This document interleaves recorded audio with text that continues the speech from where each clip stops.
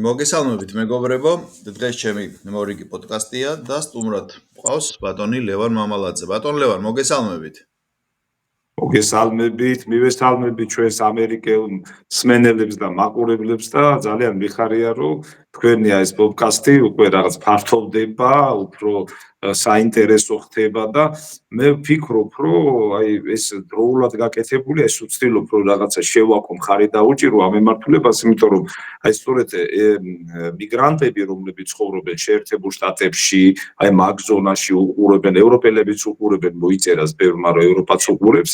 აი გაიგონ ის ინფორმაცია, გაანალიზო თვითონ რა პრობლემებია, რა საკითხებია და ჩამოიყალიბონ აზრი. ანუ ჩვენ, აი თქვენ აზრებთ უпростоრეთ ჩვენს მსმენელებს და მაყურებლებს ფიქრის საშუალებას, რომ სწორი აზრი გამოიტანონ. ანუ ყველა შემთხვევაში შეადარონ მაინც თვალთახედვა და არგუმენტებზე დაყრდნობით ჩამოიყალიბონ აზრი და არა პროპაგანდის გამო. აი ესაა ძალიან მნიშვნელოვანი და მივესალმებით ამას. დიდი მადლობა, კომპლიმენტად მივიღე. ბატონო ლევან, ჩვენი საუბარი მინდა დავიწყო ემიგრანტებთან დაკავშირებით, აი ეს საარჩევნო კოდექსში აპირებენ ცვლილებების შეტანას თუ შევიდა უკვე, რაც გულისხმობს, ესე იგი, ქართველები, ვინც საქართველოს პარგლებს მიღმა იმყოფებიან, მათი საარჩევნო ხმების შეზღუდვა თუ 3 წერტილი და აი რო განმარტოთ. რას გულისხმობს ეს კანონპროექტი თუ უკვე დაუშვა ძალაში შესული რეგულაცია? ეს ძალიან მნიშვნელოვანი საკითხია, მე სხვათა შორის გქონდა ჩემი პოზიციის დაფიქსირების საშუალება და მოდით გავმართოთ ახლა რაზე არის საუბარი რა. ესე იგი ჩვენ გვაქვს არჩევნებთან დაკავშირებით ერთი ძირითადი კანონი კონსტიტუცია 22 მუხლი, სადაც ჩაწერილია, რომ საქართველოში ტარდება საყოველთაო არჩევნები და საქართველოს მოქალაქეს აქვს საყოველთაო უფლება მიიღოს მონაწილეობა არჩევნებში. ეხლა კონსტიტუციაში არ არის დარეგულირებული როგორ რა ხდება დეტალები, ამას არეგულირებს უკვე კოდექსი, როგორც ორგანული კანონი, რომელიც რეგულაციებს და ანუ წესებს აყალიბებს როგორი პირობებში და როგორ უნდა მოხდეს ამა თუ იმ არჩევნებში ხმების მიცემა. ბათაშორის საყოველთაო არჩევნები, მათ შორის იქ როცა არის ლაპარაკი, რომ ესეთი უფლება აქვს საქართველოს მოქალაქეს, იქ არ არის მითითებული ქვეყანაში უნდა იყოს, საზღვარგარეთი უნდა იყოს, მათ შორის საპარლამენტო იქნება, საპრეზიდენტო თუ ადგილობრივი. იქ უკვე ამას არეგულირებს უკვე კოდექსი. ახლა თუ კი აქედან გამოვალთ, ეცით გარკვეული შეზღუდვების შემოღება იმდენად სწორად უნდა იყოს გაკეთებული, რომ რაღაც კონსტიტუციის მოთხოვნებს არ აცდეს.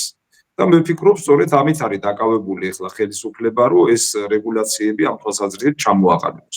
ახლა თუ კი შევხედავთ, ხა ვიღაცას მოსწონს, არ მოსწონს, ერთი საკითხი არის, მოდით თვითონ ანალიზი გავუკეთოთ, რატომ დადგა ამის აუცილებლობა და იგივე ოცნება, რატო აყენებს ამ საკითხს. ესე იგი, ჯერ ერთი უნდა გითხრათ, რომ ესეთი პრაქტიკა მსოფლიოში არსებობს. მე სპეციალურად წინასწარ გავეცანი ამას. ისრაელი საკმაოდ მკაცრი კანონი არის ისრაელში, ამ თვალსაზრისით, ირლანდიაში, მალტა, კიპრი, მონტენეგრო და კიდევ შეიძლება რამდენიმე ქვეყანა იყოს, მაგრამ დააკვირდით პატარა ქვეყნები, აი პატარა ქვეყნებია, რომელთაც აქვს ძალიან დიდი მიგრაცია თავისი ქვეყნიდან. და ისრაელი რო ავიღოთ, ხო, ისრაელი რო ავიღოთ. ისრაელს იმდენი ისეთი რაოდენობის მოქალაქეები ყავს, საზღვარგარეთ მაცხოვრებლები, რომ მათ რომ ჩაატარონ არჩევნები მიგრანტების მონაწილეობით, ყოველთვის მიგრანტები მიიღებენ გადაწყვეტილებას და არა ქვეყანაში მაცხოვრებელი მოქალაქეები. ახლა ამ თვალსაზრისით თუ შევხედავთ, აქ უკვე რაღაც უსამართლობის პრინციპით შეიძლება იყოს, ხო? არჩევნები ტარდება ქვეყნისთვის, ქვეყნის პრობლემების მოსაგვარებლად და დასარეგულირებლად და არა იმისთვის, რომ რაღაც საზღვარგარეთის თემები იყოს და აქედან გამომდინარე საზღვარგარეთ მყოფ ადამიანებს ჰქონდეთ უფრო მეტი გავლენა, ესე იგი, არჩევნებში მიღებულ გადაწყვეტილებებთან დაკავშირებით, ხო, ვინც უნდა აირჩიონ. თუ ამით შევხედავთ, ახლა ისრაელს რატო ვიძახე, ხო? ამიტომ ისრაელმა მიიღო ის კანონი, ისეთი კანონი, რომ ისინი არ იყვნენ დამოკიდებული საზღვარგარეთ მაცხოვრებელ თავიანთ მოქალაქეებზე. ეს ერთი მომენტი. იგივე ირლანდია, ახლა ირლანდია ამერიკელებისთვის კარგად არის ცნობილი როგორც ისრაელი. რამდენი ირლანდიელი ცხოვრობს თქვათ ახლა ამერიკაში. წარმოიდგინეთ. ჯერ წარმოშობით ირლანდიელი და მე რამდენს აქვს მოქალაქეობა, ხო? ნიუ-იორკში განსაკუთრებით. ხო, აი რომ ვიცოდეთ, ეხლა მაგ ზოგიერთი უბნები თვითონ ირლანდიელების იყო, როცა ნიუ-იორკი ყალიბდებოდა, ხო? ამიტომ ესე იგი ირლანდიასაც მსგავსია. ანალოგიური პრობლემა მალტასა და კიპრს, იმიტომ რომ ძალიან დიდი მიგრაცია ჰქონდათ და იძულებული გახდნენ მიეღოთ ისეთი კანონი, რომლითაც ადგილზე მყოფებს ექნებოდათ ეს უფლება. ასევე მე ესე იგი ყურადღება მინდა გავამახვილო საბერძნეთზე. საბერძნეთს სანამ ევროკავშირში შევიდოდა, საკმაოდ მკაცრი კანონი ჰქონდა, არავის არ ჰქონდა უფლება საზღვარგარეთ მიეცა ხმა. მათ შორის ელჩები, დიპლომატები, რომლებიც საზღვარგარეთის მისიებში მუშაობდნენ, ხო, იძულებულნი იყვნენ ყოველთვის ჩასულიყვნენ საბერძნეთში და ისინი ვალდებული იყვნენ, ესე იგი, ჩასულიყვნენ და ხმა მიეცათ თვითონ საბერძნეთში, საბერძნეთის ტერიტორიაზე მიეცათ ხმა და არჩევნებში მიეღოთ მონაწილეობა, ხო? როცა ევროკავშირში შევიდა საბერძნეთი, მაშინ მათ მოთხოვეს ამ კანონის შეცვლა და შეცვალეს. ზემო თუ კი შევხედავთ საქართველოში არსებულ მდგომარეობას, ხო? ძალიან დიდი რაოდენობა არის მიგრანტების. ისინი მონაწილეობენ თუ არ მონაწილეობენ არჩევნებში, ცალკე თემაა. იმიტომ რომ სტატისტიკას ავიღებ, ძალიან დაბალი პროცენტი არის საქართველოსთან წასული მიგრანტების მონაწილეობისა თვითონ არჩევნების პროცესში. დაბალი პროცენტია როგორც თქვენ, რაღაც რამდენიმე პროცენტია რა, 2 თუ 3-3-იც არა. რაოდენობრივად დიდია, შეიძლება ვთქვათ, რომ ნახევარი საქართველოს საზღვარგარეთ არის წასული, მაგრამ ამ პროცესში მონაწილეთა რაოდენობა დაბალია. ხა რა მოტივი ქონდა, ვთქვათ, ოცნებას, ამაზე მარჩიელობას მე არ შეუდგები, მაგრამ მე მინდა გითხრათ ჩემი მოსაზრებები. ჯერტი თუ კი ავიღებთ ამ სტანდარტს, ამაში ჩვენ უნდა დავინახოთ არა ის, რომ ვიღაცის უფლება შელახეს, არამედ დავინახოთ უნდა ის, რომ უფრო ქვეყნის ინტერესებიდან გამომდინარე იქნა ეს გადაწყვეტილება მიღებული. მეორე მომენტი, ეხლა თქვენ როგორც იმყოფებით იქ და იცნობთ აი იგივე ნიუ-იორკის ქართულ საზოგადოებას, იცნობთ სხვადასხვა ქალაქებში, სხვადასხვა ქვეყნებში, სადაც ქართველები ცხოვრობენ, ხო? იმდენად როგორც ქვეყანაში ჩვენთან არის პოლარიზებული, მიგრანტებშიც პოლარიზებულია, ვინვის უჭერს მხარს, ვინვის მხარდამჭერია და აი ესეთ манипуляციები სხვადასხვა პოლიტიკური მიზნებით ხდება და ამ ქვეყნებმა რომ მოინდომონ და ინდომებენ კიდევაც საქართველოს ზეგავლენის მოხდენა მიგრანტების საშუალებით ეს ჩვეულებრივი პრაქტიკაა, რომ იმ ქვეყანაზე მოახდინო გავლენა, რომელზეც გინდა და შენთან რომ მეტი მიგრანტია, მათი მეშვეობით ამა თუ იმ ქვეყანაზე გავლენა მოახდინო. ამიტომ თუ ამას შევხედავთ, ესე იგი გარკვეულწილად ქვეყნის ინტერესის დაცვაც და გარკვეული უსაფრთხოების ელემენტით შეიძლება ამაში დავინახოთ. ამიტომ ჩემო ძვირფასო, ესე იგი მაცხოვრებლობო შეერთებულ შტატებში თუ სხვაგან მე 19 წელი დევნილი ვიყავი, საქართველოს ჩასვლის უფლებას არ მქონდა და აი მე კარგად მესმის ის განცდა, აი რა განცდაშიც იმყოფებიან საქართველოსთან წასული, სამშობლოდან წასული ადამიანები, ხო? ამიტომ ამას ნუ შეხედავთ, რომ თქვენი უფლებები ილახება, მოდი ესე შევხედოთ, რომ იქნებ რაღაცნაირად თუ კი გვინდა რომ საქართველოში რაღაცა მონაწილე ვიყოთ პროცესისა, საქართველოში ჩასვლაც ისა ვქნათ, რომ თქვენ დავგეკმოთ. ეს არ არის მარტივი, არავის არ ურხინს და არავის ისე არ აქვს საკითხი, რომ უცბად მოაჯდეს ეხლა თვითმფრინავს და ოკეანე გადალახოს, ხო? მარტივი არ არის, მაგრამ ეს мотиваცია უნდა იყოს და თუ ავიღებთ ისრაელს, თუ ავიღებთ ირლანდიას, მსგავს ქვეყნებს, აი ესეთი რაღაცა რეჟიმის შემოღება შეიძლება ცუდი არ იყოს ამ თვალსაზრისით. აქ მე მეორე მომენტს დავამატებდი ძალიან მნიშვნელოვანს, იცით? როცა ჩვენ საერთოდ საუბრობთ აი ესეთი საკანონმდებლო ცვლილებებზე, ამ უფლების თქვათ საზღვარგარეთ მყოფნებზე ეს უფლება თქვენ კი არ გერთმევათ როგორც მოქალაქეს ამ უფლების რეალიზება თქვენ შეგიძლიათ მოახდინოთ საქართველოში უბრალოდ საზღვარგარეთ ვეღარ მოახდენთ ამის რეალიზებას მაგრამ მე აქ მეორე მომენტს ვიტყვი იცით აი ჩვენი ტიპის ქვეყანა ძალიან მოწყვლადი სიტყვა ხშირად იხმარება ანუ დაუცველი და არ არის აი რაღაცნაირად გამაგრებული იმ თვალსაზრისით რომ ჩვენ სხვების შემოსვლა შევამციროთ და გასვლა ჩვენი მოქალაქეებისა ესე იგი არ მოვახდინოთ აი რას ვაკეთებთ ამ თვალსაზრისით როცა შენ მოქალაქეს რაღაცას უზღუდავ გარკვეულწილად ხო მაშინ დგება საკითხი ჩემთვის ესე დგება საკითხი რამდენად საქართველო რომელიც უკვე რაღაც გარკვეულ დონეს მიაღწია, გარკვეული წარმატებებიც არის, ეკონომიკური, ფინანსური, ეხლა რამდენად ვრცელდება ეს ჩვენს მოქალაქეებზე, ყველამ თავისი გასაჭირი კარგად იცის და ეს ცალკე თემაა და მე ვფიქრობ, ჩემი მოსაზრება, ჩემი მიდგომა დაყრდნობილი ციფრებზე არის ის, რომ ის მიღწევების, ეკონომიკური შედეგების ზრდა, შიდა ეროვნული პროდუქტის, საბიუჯეტო ხარჯების და ასე შემდეგ, ეს არ არის ასახული ადამიანების კეთილდღეობაზე, არ არის პირდაპირ ასახული, ანუ შესატყვისი არ არის. ის რასაც ტელევიზორიდან გვეუბნებიან და ციფრებია, რომ ზრდა არის, ეკონომიკური, საფინანსო და ყოფიერი მდგომარეობა ჩვენი მოქალაქეების ამის შესატყვისად არ არის გაუმჯობესებული. და განსაკუთრებით მიგრაციაში მყოფი ადამიანები რამდენად არიან ბიბმული ქვეყანაზე. ახლა ჩვენ სხვადასხვა მე თვითონ პრაქტიკა მქონდა ევროპულ ქვეყნებში მე მოგზაურა მენახა როგორ მუშაობენ. ნებავთ ისრაელი აიღეთ. ისრაელს უზარმაზარი კულტურული ცენტრები აქვს გაკეთებული. საბერძნეს სერიოზული კულტურული ცენტრები აქვს, სადაც ასწავლიან, სადაც ესე იგი ეხმარებიან, ენასაც ასწავლიან, კულტურასაც ასწავლიან, ყველგან პატარა ჯგუფი თუ არის, გარკვეული დაფინანსება მიდის იქაც, რომ თავის სამშობლოს განსაკუთრებით ის ახალგაზრდები, ბავშვები, რომლებიც იქ ზოგი იბადება, ან იქ არის ახლად ჩასული, რომ არ მოწყდეს სამშობლოს. იმიტომ რომ შენ თუ როცა სამშობლოს შენს ადამიანს წვიტავ, ჩათვალე რომ ის დაკარგულია უკვე, შენ მოქალაქეს კარგავდა. ჩვენ ამის მოფუნება არა გვაქვს, ჩვენ ვართ კლებაში მყოფი, დემოგრაფიულად უმძიმეს მდგომარეობაში მყოფი ქვეყანა, რომელსაც ამის მოფუნება რომ ჩვენ იგნორირება გაუკეთოთ, თუ გნებავთ რაღაცა პოლიტიკური მოტივაციების გამო, ქართულ ეთნოს და ჩვენს მოქალაქეებს, ხო, ამის უფლება ჩვენ არა გვაქვს. ეს უდიდესი პასუხისგებლობა, ეროვნული პასუხისგებლობის დონეზე ასაყვანი საკითხი არის. მე ესე მიმაჩნია. ამიტომ მე ესე დავაყენებდი და მე ღიათაც განვაცხადე თქვენც მინდა გითხრათ და გვინდა რომ ეს თემა ძალიან გავააქტიუროთ, რომ თუ კი ჩვენ რაღაცას ვღუდავთ, მაშინ საქართველოსთან მოწყვეტა კი არ უნდა იყოს, ესე იგი მიმართულება, არამედ როგორ მივამაგროთ, როგორ მივცეთ რაღაცა იმედი, ხაზი, გზა, უცბად თუ არა შემდგომში, რომ თითოეულმა ადამიანმა თვითონაც, დასრულმაც, ახალგაზრდამაც და ბავშვმაც იცოდეს, რომ მისი სამშობლო საქართველოა და მას დასაბრუნებელი მიმართულება კონდეს. ეს ერთი რომ ამას როცა ვამბობთ ფინანსები აქვს ქვეყანას, ეს ფინანსები უნდა იხარჯებოდეს ასევე მიგრანტების ეროვნული ნიშნით, ესე იგი, თვალსაზრისით გაძლიერების კუთხით, კულტურული ცენტრების გახსნის თვალსაზრისით, ცეკვის, სიმღერის, ენის, წერის, დედაენის და ასევე ისტორიის სწავლების თვალსაზრისით, ამას არავინ არ ზღუდავს, ეს უნდა იყოს ჩვენი სახელმწიფო დაფინანსებით და აი ეს კულტურული ცენტრები ყველგან, სადაც არსებობს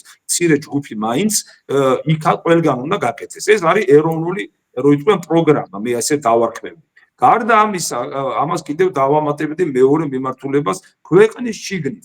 მე მრავალჯერ თქვი, შეიძლება ეს ცალკე განსახილველი საკითხი იყოს თქვენთან ერთად, ქვეყნის შიგნით ჩვენ აი უყურეთ უმძიმესი დემოგრაფიული სიტუაცია გვაქვს რა. ყველამ კარგად იცის, ეხლა როცა მისმენენ, ეხლა ზოგი სოფლიდან არის, ზოგი რაიონიდან, ზოგი თბილისიდან, ქალაქიდან, კარგად იციან თავისად, აი რო იტყვიან ადგილიდან, საიდანაც ჩვენი მოქალაქეები არიან, რამდენად შემცირდა მოსახლეობა.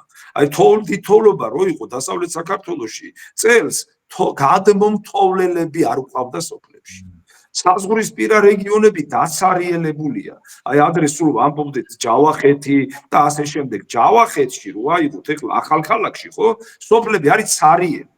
აბსოლუტურად ცარიელი არის სოფლები. და იქ არჩევნების მანიპულირებებისთვის იყენებენ, ვითომ ეს ხალხი იქ არის და რასაც ჩაკრიან და რასაც უნდა იმას აკეთებ, ეს ცალკე პრობლემა, ამაზეც შეგვიძლია ვისაუბროთ, მაგრამ ჩვენ უნდა დავიწყოთ რესურსი, როცა ცოტა გვაქვს, პირველ რიგში არის სწორედ მიგრანტების უკან დაბრუნების სპეციალური პროგრამა. მე ესე ვიტყოდი, ეხლა ზოგიერთი მიგრანტი საერთოდ არ ფიქრობს უკან დაბრუნებას, ესეც ხო რეალობაა, კარგად იცით თქვენ ბატონო ნიკოლო. ზოგიერთი თავისი ბავშვებიც მიყავს და უნდათ რომ ამერიკაში, ევროპაში სხვაგან იყვნენ და სხვა მიზნები აქვს, მაგრამ მაინც მე ვფიქრობ, რომ არის გარკვეული რესურსი იმ ადამიანებისა, რომელსაც დაბრუნება უნდა და მათ თუ მიეცათ გარკვეული საფინანსო, სამუშაო, ყოფიერი საშუალებები, ისინი დაბრუნდებიან. აქ მე ესე ვიტყოდი, რომ აქაც სახელმწიფო პროგრამა არის შესაქმნელი, რომელიც სწორედ საზღვრისპირა რეგიონებში უნიკალური ადგილები არის, დაცარიელებულ სოფლებში სახელმწიფო საგარმიდამო უნდა იყიდოს. სოფლებში უნდა ვიყიდოთ პირდაპირ საგარმიდამოები და ჩვენი ხალხი ვინც სურვილს გამოთქვამს, სამუშაო ადგილების შექმნასთან ერთად მიწის ნაკვეთები და სახლები უნდა შეუძინოთ და იქ უნდა ჩავასახლოთ იქ ცხოვრების აუცილებელი პირობით. ეს ჩვენი სახელმწიფო ინტერესი უნდა იყოს. ამიტომ მე ვიცი, რომ იმდენად დიდი რესურსი შეიძლება მიგრანტებში არ იყოს, მაგრამ აუცილებლად რაღაცა პროცენტი, რაღაცა რაოდენობა იქნება, რომელიც ამ სახელმწიფო პროგრამაში თავის ადგილს იპოვის და ჩვენ აი როგორღაც ამ ტერიტორიებს გავამაგრეთ. მე რატო ვიძახი, იცით? ჩვენ როცა მუშაობდით, მე მაგალითისთვის მომყავს წალკის რაიონი არის ესეთი და მაშინ ხელმძღვანელობდი იმ რეგიონს და წალკაში ბერძნები წავიდნენ, პონტუელი ბერძნები იყვნენ და სომხები ჩამოსახლებული. ფაქტიურად ქართველები არ ცხოვრობდნენ, ქართულ ენას ვერ გაიგონებდით და რო დაცარიელდა იქაურობა, ურთულეს პირობებში ჩვენ მოახერხეთ, რომ ეტაპობრივად ესე იგი სტიქით დაზარალებული აჭარიდან და სვანეთიდან მოსახლეობა ჩაგვესახლებინა და წალკა დღეს ქართული რაიონია და რო ჩახვალთ, იქ ქართული წარწერებია და ქართულად საუბრობს ხალხი. და ის რეგიონი, რომელიც გვერდზე ნინოწმინდა და ახალქალაქია, სულ ყოველთვის ეხლა დასამალი არაფერი არ არის, სულ იყო ლაპარაკი, აი სომხური მომენტი და ის რაღაც სომხების რაღაც ეს ჯავახკი და რაღაც ეგეთი თემები ტრიალებდა, სულ აღარ არის ჩემო ძვირფასებო, წავიდა სომხები. ცარიელია სოფლები. და იქ უნდა იყოს სპეციალური სახელმწიფო პროგრამა წყნარად, რეკლამის და რაღაცა დროშების ტრიალის გარეშე შევიძინოთ უნდა ესე იგი იქ საკარმიდამოები და ხალხი უნდა ჩავასახლოთ. აი ამიტომ მიმართავ მე ყოველთვის და მინდა რომ როგორმე გავაგებინო ამ ჩვენს ხელისუფლებას, რომ აი რაღაცა იმ კინკლაობაზე რო არიან გადასული ყოველდღიურად ის რაღაც იმის სამართლებრივი სამართალდამცავი მიმართულებით გამკაცრებას რო აკეთებენ, კი ბატონო გააკეთონ, მაგრამ ამ ეროვნული საქმის არ გაკეთება, ეს იქნება დანაშაულის თოლფასი, მე ესე ვიტყოდი. ამიტომ ჩემო ძვირფასო მიგრანტებო, ესე გეტყოდით, რომ არ გაიგოთ, რომ ეს რაღაცა კანონი, რომელიც ეხლა რაღაცა ფორმატით შეიზღუდა და თქვენ ადგილზე ხმის უფლება, მიცემის უფლება არ აქვს, თქვენ კარგად იცით ეხლა ვინ მიდიოდით იქ არჩევნები და ვინ არ მიდიოდა, ძალიან დიდი ნაწილი არ მიდიოდა, ძალიან მცირე მიდიოდა რა. ისეთ რაღაც პოლიტიკური мотиваციების გამო თქვენ ეს იქ საზღვარგარეთ გეზღუდებათ ეს უფლება, მაგრამ ნებისმიერი ადამიანი ვინც ჩამოვა საქართველოში, კონსტიტუციით მას გარანტირებული აქვს, რომ არჩევნებში მონაწილეობა მიიღოს. და ამის პარალელურად მე ესე ვიტყოდი, რომ ვალდებულება არის ოცნების ხელისუფლების, რომ ეროვნული პროგრამა მიგრანტების ადგილზე სამშობლოსთან მიბმა იქნეს უზრუნველყოფილი, რაზედაც ვისაუბრეთ და ასევე სპეციალური სახელმწიფო პროგრამა რეგიონებში მიგრანტების ჩასახლებასთან დაკავშირებით უნდა იყოს.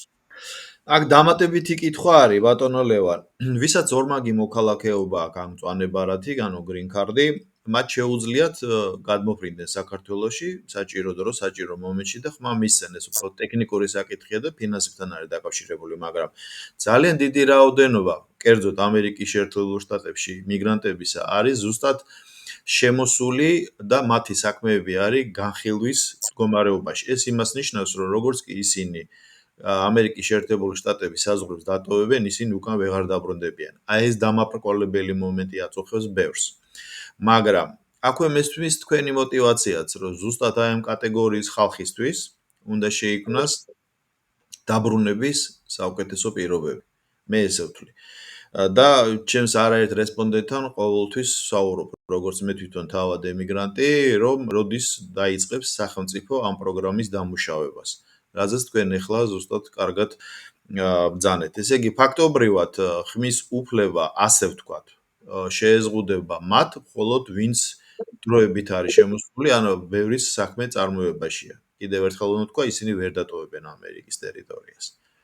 რა იცით რა არის, რასაც თქვენ ბრძანებთ, ეს სწორედ კატეგორიებად არის ადამიანები, რომლებიც ლეგალურად იმყოფებიან და ლეგალურად ვინც იმყოფება, მას ნებისმიერ დროს შეუძლია ჩამოფრინდეს და უკან წავიდეს. ვიზა ამის საშუალებას იძლევა, ან ვისაც green card აქვს, ხო?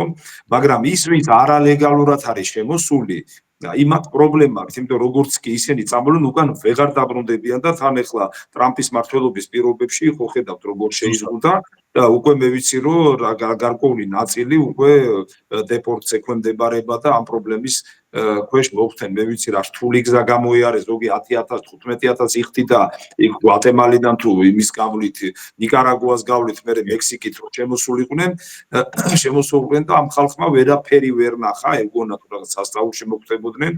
მე კარგად ვიცნობ ამერიკის შიდა სიტუაციას და ისინი ამ დღეში არიან. სწორედ აი ეს პროგრამა, რომ აი ვინცაც სურვილი ექნება რომ დასაქმდეს, ოჯახს უფასოდ სახლი კონდეს და იმუშაოს იმ რეგიონებში, სადაც ჩვენი სახელმწიფო ინტერესია, რომ ხალხი ჩავასახლოთ, აი ესეთი პროგრამა აუცილებლად გასაკეთებელი იქნება მათთვის. და ძალიან უცნაური კომენტარები ხდება ხოლმე, როცა რესპონდენტებთან ამ კითხვის ფორსირებას ვახდენ, საქართველოსდან ვგრძნობ მე ამას. ძალიან არაერთგვაროვანი კომენტარები მოდის. ნუ არ არის ეს მასობრივად ცირია, მაგრამ მაინც მოდის უპიროენით მლანძღავენ იმის გამო, რომ ჩვენ გვეძახიან ერის მოღალატეებს, ვინც ქვეყანა დავტოვებდა.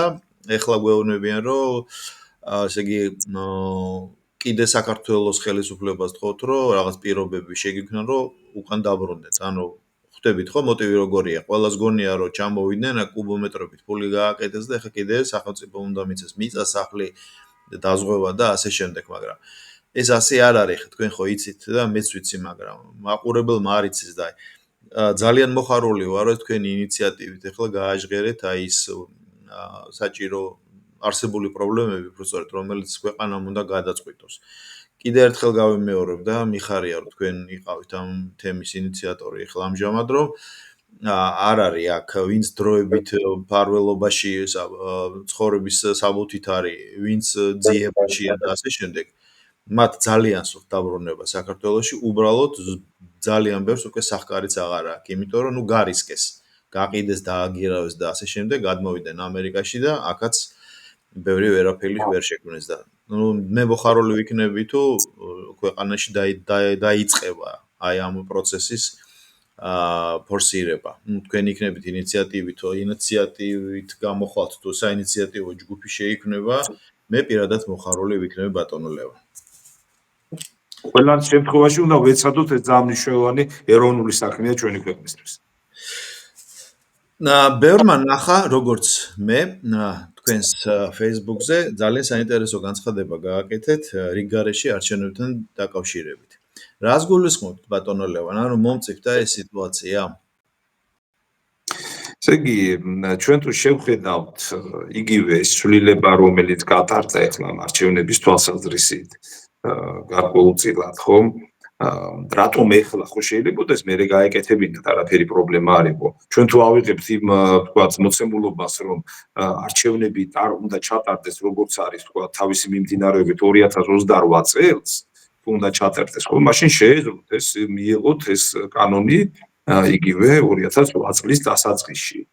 ეს ერთი რაღაც გარკვეული გარემოება, ანუ გარკვეული ფიქრი ამაზე არის, ეს ერთი მომენტი. მეორე თუ კი შევხედავთ ეხლა ის პარტიები, რომლებიც კონსტიტუციის საწინააღმდეგოდ არსებობენ ქვეყანაში, ეს მე ხარ როგორც იურისტი ისე გეტყვით, 23 მუხლი კონსტიტუციის წაიკითხეთ, სადაც პირდაპირ წერია პოლიტიკური ორგანიზაციები და პარტიები, რომლებიც იქმნებიან სახელმწიფო ხელისუფლების დამხობისა და ამ თვალსაზრისით აგრე მუშაობენ, ისინი შესაძლებელი აიგრძნოს ქვეყანაში. ანუ კონსტიტუციის საფუძველზე შეიძლება ეს აიგრძნოს, რაც ოცნების ხელისუფლებამ მოამზადა ეს საბუთები და საკონსტიტუციაში შეიტანა. მე როგორც ვიცი, გარდა გახარიას პარტიისა, აი ეს პარტიები, რომლებიც არის ეს ნაცები, ეს ლელო და კიდე რამდენიმე გახარია მელიას პარტია და ასე შემდეგ, აი ამაში მოექცნენ, ხო?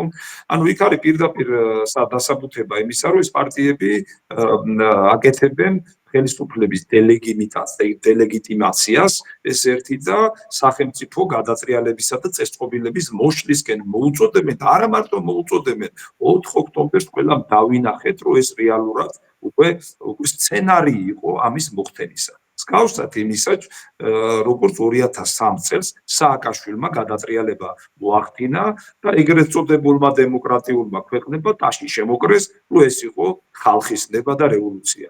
ეხლა როგორ აიცით როცა ამას ვამბობ, ხა შეიძლება ეს თემა ავხსნათ, მაგრამ მაინც თქვენი კითხვის კონტექსტში გადავალ.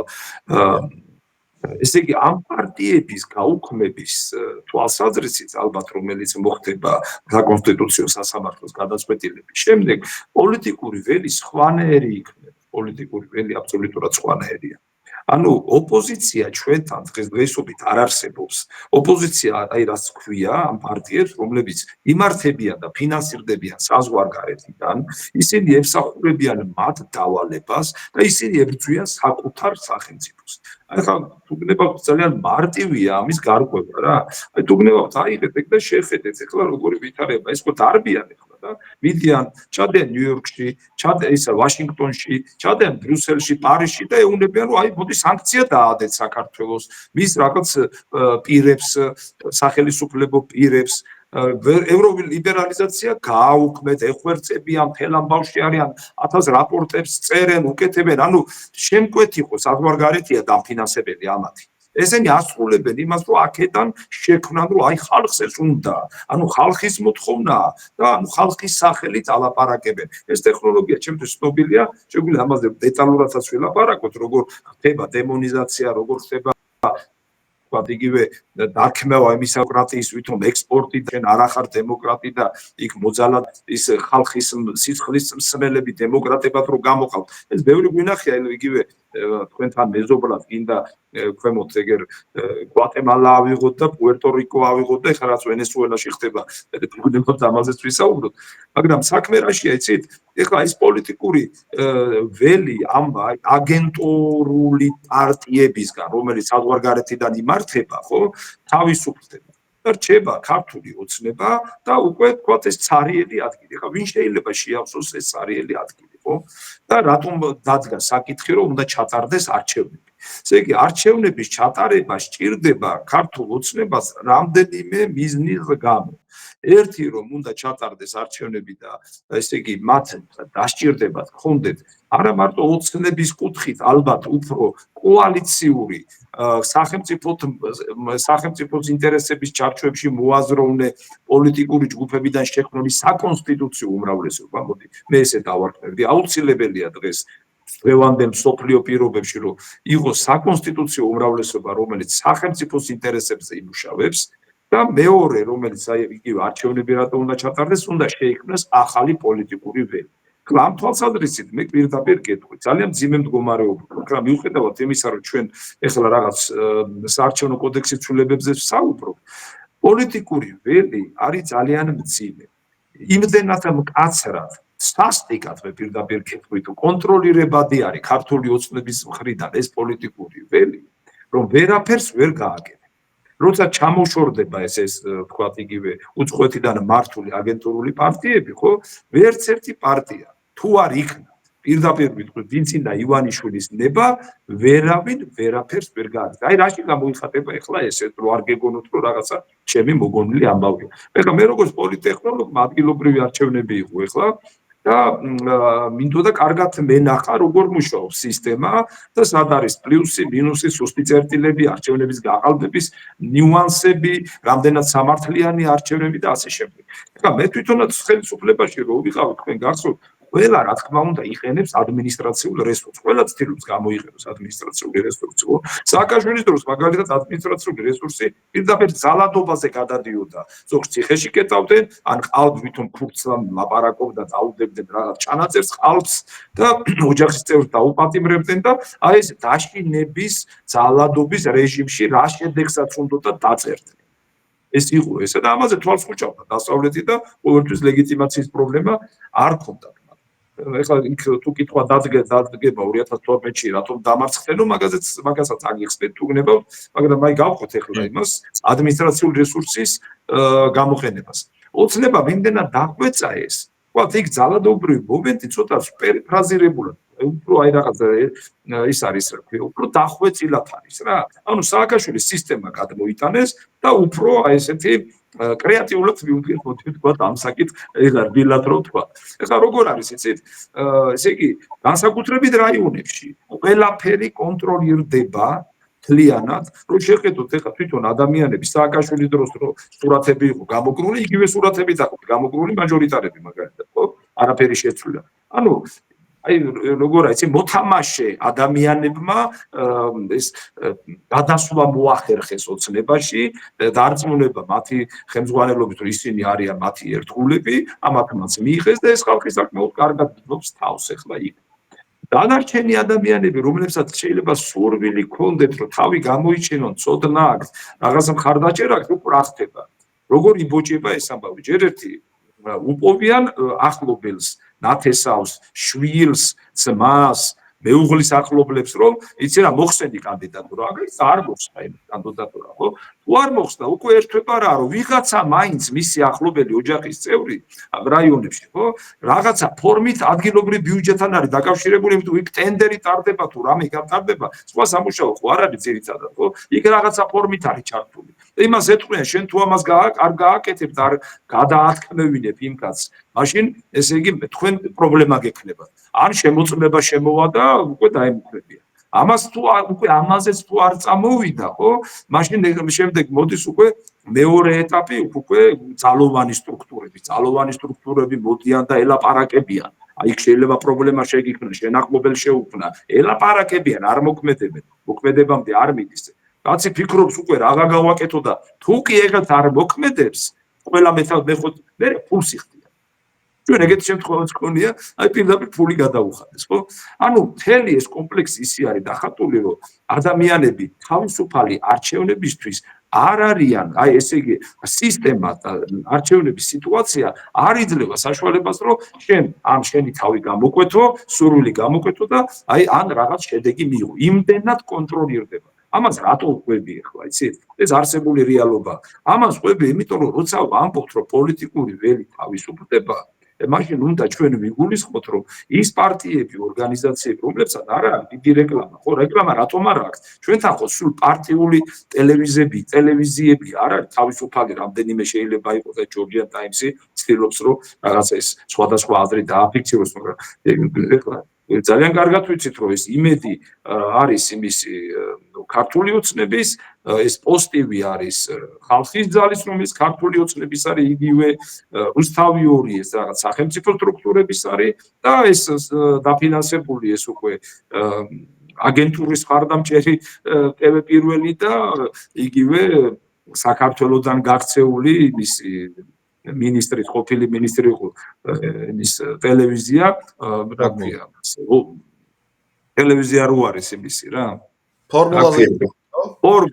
ფორმულა და ასე შემდეგ. რა რეიტინგები ვისაც აქვს და შესაბამისად შეიძლება რადიოები იყოს ამასთან მიბმული. ასე რომ თავისუფალი მედია საშუალებები საქართველოში ფაქტიურად არ არის და ეს პარტიები, რომლებიც არ ჯდება მათ ინტერესებში დააკვირდით. არცეც არ ეძლევა საშუალება, რომ ხალხთან კონდეს პირდაპირი კომუნიკაცია. გარდა იმისა, რომ ეს ველი მკაცრად კონტროლირდება, მედია საშუალებითაც არ ეძლევათ ამის საშუალება. აი ეს აგვაქვს ჩვენ რეალობა საქართველოში. ეხლა რა საკითხი დგება? დგება შემდეგი საკითხი. რახანს ეს ველი უკვე ახლიდან უნდა შეივსოს, დანიშნავენ თუ არა არჩევნებს ეხლა 2006-ში ეს გამოჩნდება ძალიან მალე და ვფიქრობ ესე გადაწყდება ეს საკითხი. აქ ისევ არის ერთი მნიშვნელოვანი მომენტი, რაც პირდაპირ ბიძინა ივანიშვილის პასუხისგებლობაზე გადის. ამას ოცნება არ გააკეთებს, იმიტომ რომ ეს ოცნების შესუსტების ხარჯზე უნდა მოხდეს. სხვანაირად ვერ მოხდება. იმდენად კონტროლირდება ელექტორატი და იმართება სახელმწიფო სტრუქტურის მხრიდან. მე ესე ვიტყოდი, რომ აი თვითონ ეს სიტუაცია ხა როგორც სპეციალისტი და ანალიტიკოსი გეტყვით, რომ სახელმწიფო სისტემა პარტიულ ინტერესებთან არის შერწყმული. ეს ძალიან ცუდი შედეგი არის ძალიან. აი ეს უნდა შეიცვალოს და ამის შეცვლის ერთადერთი საშუალება არის ბიძინა ივანიშვილის სურვილი. ამას ოცნება ვერ მოახერხებს. რაზე არის ლაპარაკი? ანუ ის პოლიტიკური ორგანიზაციები, რომლებიც სახელმწიფოს ინტერესებში მოქმედებენ და მათ უნდათ რომ სახელმწიფო გააძლიერონ, მაგრამ პრობლემათა გადაჭრის ალტერნატივა არიან და ესე იგი კონკურენტები არიან ამ თვალსაზრისით სახელმწიფო ქართული ოცნებისა, ამ ძალებმა უნდა შეავსონ ეს პოლიტიკური ვერი. აი თუ დააკვირდით მე რა ვთქვი, ხარც უჭერენ სახელმწიფოს გაძლიერებას, მაგრამ არიან ალტერნატივა და კონკურენტი ქართული ოცნების. ეს მხოლოდ და მხოლოდ შეუძლია ბიძინა ივანიშვილმა გააკეთოს როგორ. არა ისე მოგონილი პარტიებით, ეხლა იქ რაღაც პარტია მოიგონეს ნორმალური ხალხი კი არის, მაგრამ ის ნეიტრალური საქართველო და ასე რაღაც. ეს არ შეიძლება ესე გაკეთდეს, რომ დანიშნულმა პარტიებმა შეავსონ. მაშინ ეს როგორ ეს იგივე იმ ჩარჩოებში იქნება, რომ რაღაც სხვა სახელით აკონტროლოს შენ ადმინისტრაციული რესურსი და თქვათ იგივე ამორჩევლები და ელექტორატი რა. ამიტომ აი ეს უნდა გააკეთოს. რატო ვამბობ რომ ბიძინა ივანიშვილი? ბიძინა ივანიშვილი რო არ ყოფილიყო დააკვირდით რა. სააკაშვილის ხელისუფლების შეცვლაც არ იქნებოდა და ანტიკორუფციული ღონისძიებები რაც ეხლა ტარდებოდა არ იქნებოდა.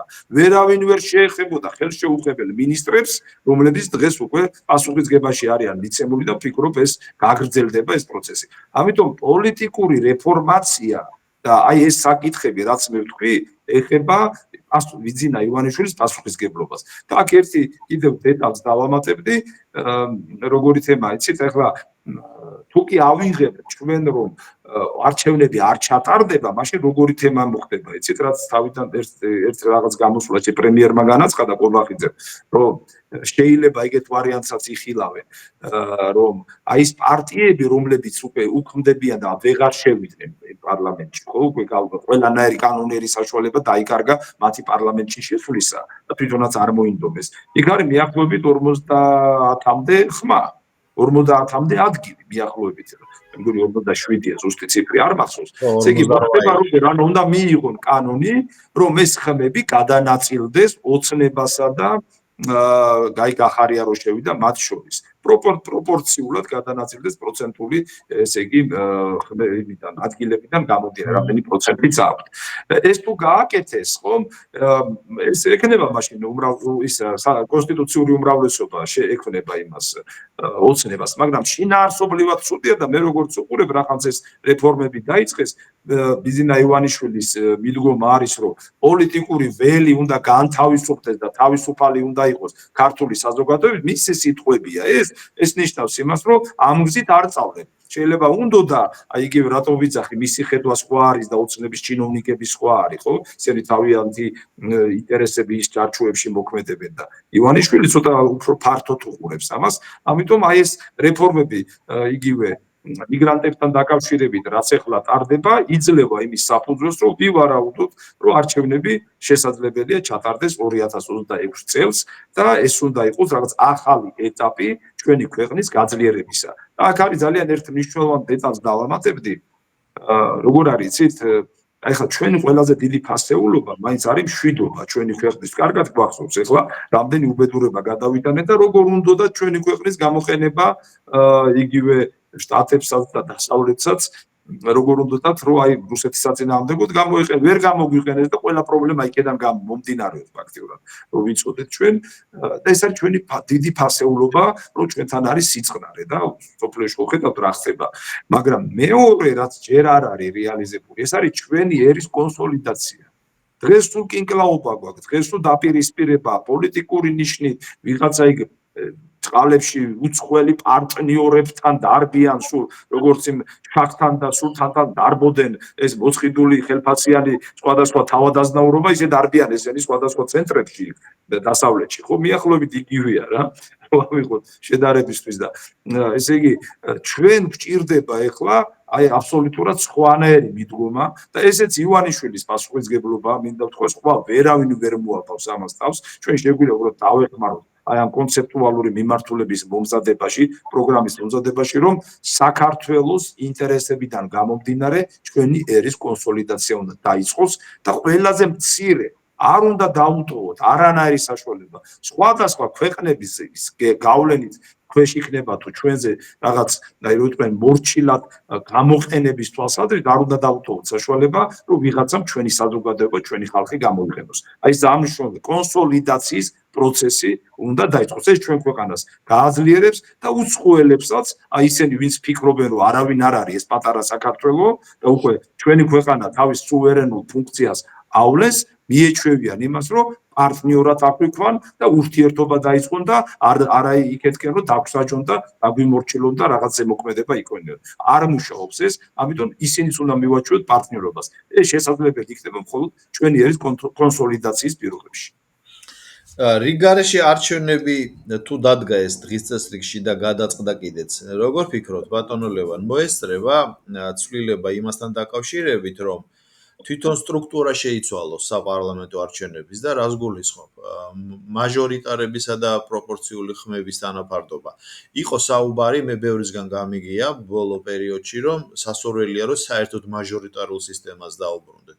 იყო განცხადებები, რომ მაჟორიტარები პირიქით ეს დაინტერესებული პირები არიან, ყოველთვის იმართებიან მართველი გუნდის გამო, იქ რთამით თუ გავლენით თუ ასე შემდეგ და საერთოდ მან კი ერითვისება. თქვენ რას ფიქრობთ? როგორი თანაფარდობა უნდა იყოს გნებავთ 26 წლის არჩევნების დროს და გნებავთ თავის დროზე 28 წლის არჩევნების დროს.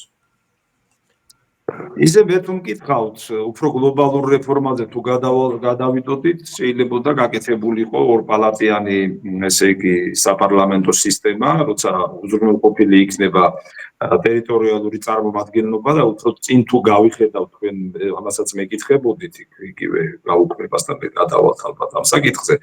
ეს აუცილებელი იქნება ტერიტორიალური და თუ გნებავთ სხვადასხვა სუბიექტების წარმომადგენლობის ჩართვა საპარლამენტო სისტემაში. ეს ხო მიახლოებით როგორც ამერიკაში სენატი და თქვა თვითონ პარლამენტი კონგრესი, ხო? ეს პრაქტიკა ჩვენთვის ცუდი არ იქნება, მით უფრო თუ კი განვიხილავთ ჩვენ ქვეყანას ფედერაციულს ან კონფედერაციულს, ეს კიდევ ცალკე თემებია, ამ თვალსაზრისით აი ეს რეფორმა ძალიან მნიშვნელოვანი იქნებოდა.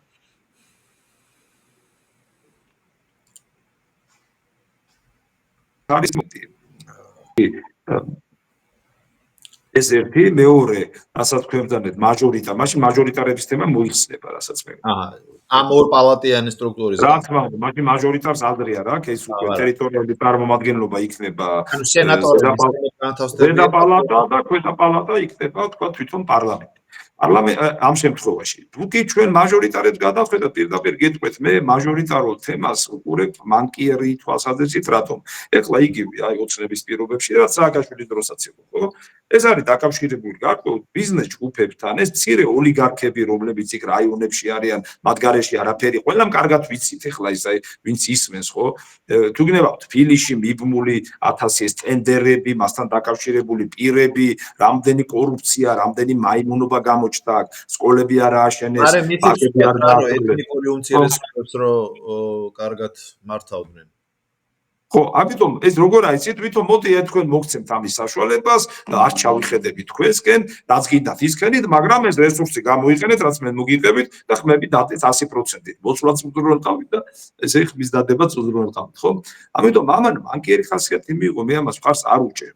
ესეთი ფორმატი. თუ კი გაუქმდება ბიზნესმენების მონაწილეობა საპარლამენტო არჩევნებში, ჩამოიწერება სპეციალური კრიტერიუმები, ვის ეკნება უფლება მონაწილეობა მიიღოს, მაშინ მე ამას მხარს დავუჭერდი. ეს არ შეიძლება რომ ფულიანი კაცი, რომელიც ყიდულობს გნებავს სიაში ადგილ შეიძლება სიაშიც იყოს და მაჟორიტარიც. ან იმ უფლებად რომ ის თქვა მართველი გუნდისგან რომელიც უკეთებს იგივე სამართალდამცავიდან იქნება თუ ადმინისტრაციული რესურსის ხარდაჭერას ის ამ უფლებას თუ ყიდულობს ეს არის მანკიერი პრაქტიკა. ეს პრაქტიკა მოდის უკვე 30 წელია და ეს უნდა შევცვალოთ. და ამის უნარი თუ აქ დღევანდელ ხელისუფლებას მე არ ვიცი, მაგრამ ყველა შემთხვევაში ბიძინა ივანიშვილმა რო თქვა, აიღეთ მისი გამონადმე, ხო ამის ნათქვამებს ვიმეორებ. რო თქვა, რომ თქვენ ისეთი უნდა აირჩიოთ ადგილობრივი დეპუტატი, რომელიც თქვენზე უკეთესად არ იცხოვრებს და თქვენზე უკეთესი საყოფაცხოვრებო პირობები არ ექნებაო. აი ამოიღეთ და დადეთ აი ჩვენი იმის დროს ნახეთ მისი გამონათქვამები, ხო? აი ჩვენი სახალხო ხელისუფლება უდევნით იქაც გვიდევს ეს. ან მეორე თვითონ ყვება ბიძინა ივანიშვილი რომ მივედიო, ვიყავიო იმაში საფრანგეთშიო, მშობლების კრება იყო და მოვიდაო, მისი მონაყოლია. მოვიდაო ვიღაც კაცი და დაეტაკენ, ემშო არც ვიცი ვინ იყო, თურმე ის იყო, რა ქვია. მერი იყო ქალაქისო და დაუწყეს ის რო შეკვიდა, ისე გააცილეს კინაღამ ჩააგორესო, იმიტომ რომ და ესე უნდა იყოსო, ესეო. ჩვენთან როგორ არის? ვერ გაეკარება ადამიანი, ხელისუფლება ადგილობრივი არის, აი როგორ ისე წვდომადობა ჩვენ მოქალაქეებს შემცირებული აქვს და იმდენად არის ეს კონტროლი გავრცელებული, რომ ნიჰილიზმია დანერგილი და ეს იგივე უკავშირდება პოლიტიკურ ველს. მე უფრო სიღრმისეულ რეფორმებს ვუჭერ მხარს, რომ იყოს კრიტერიუმები, რომ მართლაც ხალხის რჩეულები იყვნენ და წარმომადგენლები იყვნენ პარლამენტში თუ გნებავთ მაჟორიტარები, მაგრამ არა ბიზნესმენები, რომლებიც თავისი ბიზნესით ყიდულობენ ამ უფლებას. ეს მანკიერი პრაქტიკა უნდა დავთანხმდეს. უნდა დავთანხმდეს. ძალიან კარგი. ისე მცირე რემარკის სახით ვიტყვი რა, თავად ბიძინა ივანიშვილს ეკუთვნის ესეთი განცხადება, რომ 2028-ში ოცნება უნდა იყოს ოპოზიციაშიო, გახსოვთ ალბათ. ბევრი აქ ნათქვამი, ამიტომ უნდა შევახსენოთ ხშირად, რაც აქ ნათქვამი, რომ ის შეძლოდეს. ხო, ნუ ეს არ არის ის, რომ დაუშვათ აუცილებლად ასე უნდა მოხდეს, მაგრამ ეს ნიშნავს იმას, რომ მას ჰქონდა თავის დროზე კრიტიკული ხედვები, თუნდაც საკუთარ პარტიაზე რა, ამიტომ რომ ესეა კრიტიკული ხედვები ყოველთვის უნდა იყოს. წინ ამ შემთხვევაში საქმე არ მაგალითად კორუფციაზე ხა აი ამას წინა გამოსვლაზე 2024-ში ხო ნახეთ გამოვიდა თქვა როცა ფაქტიურად ოპოზიცია აღარ არსებობს და არ არის ესე იგი ოპოზიცია ალტერნატიული ხედვა კონტროლი და ესე იგი ალტერნატიული პრობლემების ალტერნატიული გადაწყვეტის გზები, მაშინ უკვე მანკიერება და ცდუნება მისი სიტყვებია, რომ რაღაც კორუფციული გარიგებები იყოსო, ამის მაღალია და ჩვენ ამაზე უნდა ვიფიქროთ. აი ამას გულისხმობ თქვენ. მისი სიტყვებია. ეხლა ჩვენ ესე გვიწერს როგორც მაოძედუნის იმას სიტყვებს ციტირება ბეძინა ივანიშვილის, მაგრამ ეს ჩვენი რეალური ცხოვრებაა და ამიტომ რაც აქვს ნათქვამი ეს უნდა გამოვიყენოთ, რომ მან ამისი რეალიზაცია მოახდინოს. აი კორუფციაზეც მაგალითად უყურეთ როგორი სიტუაცია, თუ კი ეს კორუფცია გაყვება ყველგან, არც ერთი ის დეპუტატი, არც ერთი საკრებულოს წევრი, რომელიც დღეს ჩვენ უყურებთ, რომ ქართული ოცნებით არის გასულები, ვერ მოხვდებიან შემდეგში, იმიტომ რომ ყველა თითქმის 90% ამ ტენდერებში, ამ რაღაც გარიგებებში და პირდაპირ თქვა ფულის რაღაცა მოტეხვაში და მანიპულირებებში არიან ჩართული. ექნება ამის უნარი ქართულ ოცნებას, ანუ ბიზინა ივანიშვილი მოინდომებს, რომ ბოლომდე გავიდეს, თუ ბოლომდე გავიდეს, ეს დიდი წმენდა იქნება ქვეყანაში და მე მგონი სინგაპურივით ვიქნებით, რომ კორუფციაში ჩართვის სურვილი არავის აღარ იქნება. მე ღრმად ვარ დარწმუნებული, რომ ეს შიდაწმენდა ზუსტად მისი ინიციატივით დაიწყო, თორე არაფერი არ უშლიდა ამ მონოლითურ მანქანას, რომ ისე ემუშაო კიდე 13 წელი. ბატონო ლევან, ასევე თქვენს Facebook-ზე იყო ძალიან საინტერესო განცხადება იმასთან დაკავშირებით, სამხრეთოს მე ციტირებას არ მოვახდენ, რომ რამე არ შემეშალოს, ამიტომ თქვენ გაშალეთ ეს თემა. მე უბრალოდ თავებად ვიტყვი. ერთი რომ სამხრეთ ოსეთის თემა გეწერათ იქ აღნიშნული ქონდა და მეორე რომ ხომ არ არის ეს ნიშანი რუსეთის ფედერაციის მიმართ თუ რუსეთის ფედერაციის მხრიდან. ძალიან თქო გაშალეთ რა ეს თემა. და აქვე განმარტოთ აი ეს ბედა თქვენ რაც ვისაუბრეთ ეთერის მიღმა რომ ეს ორ პალატიანი ჩვენი პარლამენტი რას შესაძლებლობას მიცეს დაუშვათ აფხაზეთს და სამხრეთ ოსეთს თუ ასეთი ნაკლებია საერთოდ. რა მოკლედ გეტყვი ხა ორპარლატიანი იძლევა როგორც სახელმწიფოებრივი წარმონაქმნების ასევე ავტონომიური თქვათ წარმონაქმნების და ტერიტორიული წარმომადგენლობის საშუალებას იძლევა. ეს და ძალიან ნორმალური არის, რომ იქ ასიმეტრიული სტატუსები აქვს, ხო, ვიცით და ჩვენ თუ ავიღებთ, რომ ჩვენი ქვეყანა გაერთი უნდა გამთლიანდეს, ასიმეტრიული სტატუსი იქნება. აი შეიძლება კახეთის რეგიონს ერთი სტატუსი აქვს და იქ რაიონებს, მაგრამ აფხაზეთს რა თქმა უნდა განსაკუთრებული ექნება. შეიძლება იმაზე მცირე კონდეს აჭარას და თქვათ მაღალი კონდეს იგივე ცხინვალის რეგიონს და ასე შემდეგ. ეს არის ეგეთი პრაქტიკა და ამის გამოყენება სწორედ აი ორპალატიანი საპარლამენტო სისტემის საშუალებით შესაძლებელია და ამის დარეგულირების ერთ-ერთი საშუალება არის. ხა რაც შეეხება კონკრეტულად რაც მე ვთქვი ახლა ჩვენ გამოვდივართ აიდან იმ უცემულობიდან, რასაც ხელისუფლება აცხადეს და მათი გადაწყვეტილება იყო, რომ გაუქმდეს სამხრეთ ოსეთის ავტონომიური ოლქი. ეხლა გავიხსენოთ ეს გამოაცხადეს ეხლა თუ ჩვენმა ამერიკელმა მსმენელებმა ეს არიციან, აი ამას წინათ გამოაცხადა პაპუაშვილი გამოვიდა და გაუქმდა ეს. ანუ გაუქმებული არის სამხრეთ ოსეთის ესე იგი ავტონომიური ოლქი. ჩვენ როგორ უნდა მოვიხსენოთ? ჩვენ მას ვეძახდით, აი უყურეთ ერთ სამშოვანი მომენტია. აქამდე ჩვენ რომ მას ცხინვალის რეგიონს ვეძახდით, უკვე არასწორი იყო. უყურეთ რატო? ესე იგი, თუ კი ავიღებთ ისტორიას რა ხდებოდა ამ ცხინვალის გარშემო სამხრეთ ოსეთის ოლქთან დაკავშირებით, ეს ოლქი წარმოიშვა საბჭოთა პერიოდში. საბჭოთა პერიოდში გადაწყდა, რომ ეს ყოფილიყო, ესე იგი, სამხრეთ ოსეთის ავტონომიური ოლქი, იქ რაღაც მაშინ როცა თავს დაესხენ საქართველოს 21 წელს, მაშინ აჯანყება მოახდინეს რუსებმა და ანუ საბჭოთა მე-11 არმია და საბჭოთა იმიდან შენ წითელ არმიას დაუჭირეს მხარი და ეს გარკვეულწილად მათთვის გადადგმული ნაბიჯი იყო რა, მათი მოთხოვნა იყო. თორე იქ უმრავლესობა არ ცხოვრობდნენ ოსეთი და სხვათა შორის მაგ კიდევ ესეთი მნიშვნელოვანი თემა იყო, იქეთაშიც გადადიოდა სამხრეთ კავკასიის ნაწილიც კი შემოდიოდა მაშინ. რომ ვიცოდეთ რა, მე ჩრდილოეთ კავკასიის ნაწილით შემოდიოდა.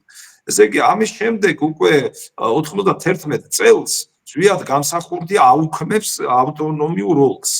ესე იგი ზვიად გამსახურდი ეს გადაწყვეტილება ეხა იცით რა მე მიმაჩნია რომ იმ პერიოდისთვის არასწორი იყოს ეს იყო რაღაცა აი мотивация და საბაბი იმისთვის რომ იქ დაეწყოთ მოქმედება რა და ეხა ზოგმა გაბერა ეს იქ გამონათქვამები საქართველოს ქართველებისთვის იყო ნათქვამი არ იყო ნათქვამი ეხა ყველა შემთხვევაში მაშინ დისიდენტურ ეროვნულ ხელისუფლებას არ ქონდა ესეთი გამოცდილება და შეიძლება რაღაც აი იქ გარემოცვისთვის ლამაზი სიტყვები ეთქვა და ის სიტყვები გამოყენებული იყო ყოფილიყო ჩვენი ქვეყნის საწინააღმდეგოდ და ესეც მოხდა სამწუხაროდ ჩვენ ხო ამას ფაქტებს ვიძახით და იქ სეპარატისტული მოძრაობა დაიწყო და სირთულეები შეგვექმნა იქ იგივე ცხინვალში შეგვექმნა სოხუმშიც ხო კარგად გვახსოვს ესე იგი ეს რო გაუქმდა არავის არ აღუდგენია შემდგომ შევარდნაძის ხელისუფლებას ეგ არ აღუდგენია ესეთი აღდგენა არ მომხდარა ეს აღადგინა მიშა სააკაშვილმა და რა მივიღეთ ესე იგი ჯერ რა თუნდოდა ამ ხელა მაიმუნობები პირდაპირ ესე ვიტყვი და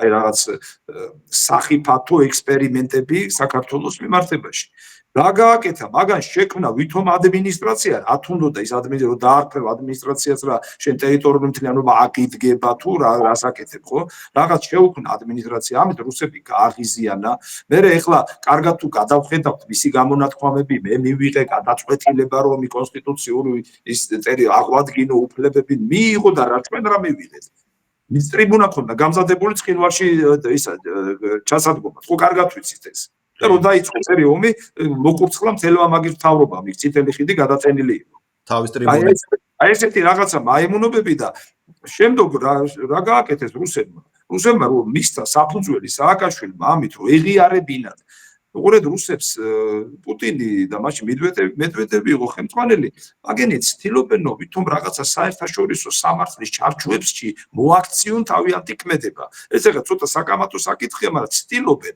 როგორ ამას აკეთებენ ეხლა თქვენ წარმოიდგინეთ სამხრეთ ოსეთის ოლქი რო არ ყოფილიყო მაშინ რა ტერიტორიებს დაიკავებდა და რა ტერიტორიების ოკუპაციას გააკეთებდა რუსეთი. ბატონო ლევან, ისიც აღნიშნეთ რა ლენინგორი რო შეუერთა. აი ხო მაგას ვიტყვი, ეგა გადავდივარ, უყურეთ როგორ არის ლენინგორი მიუერთა სააკაშვილმა, არადროს არ ყოფილა ლენინგორი. ლენინგორელები ეხლა მოქცეული არიან მავთუხლახტების შიგნით. და ლენინგორი მიუერთა, იქ კიდევ ყაზბეგის რაიონის გარკვეული ტერიტორია მიუერთა. ეხლა ახალ გადავდივარ კოდორზე, ზემო აფხაზეთი რო დაარქვა და ეს რაღაც მაიმუნობები, ყველაფერი რაც გააკეთა სააკაშვილმა, რუსეთს მისცა საბაბი, საფუძველი ეს ტერიტორიები ჩვენი ტერიტორიები წაერთმია და ოკუპირება გაეკეთებინა. ახალგორიანა, ყაზბეგის ტერიტორიანა და ასე შემდეგ.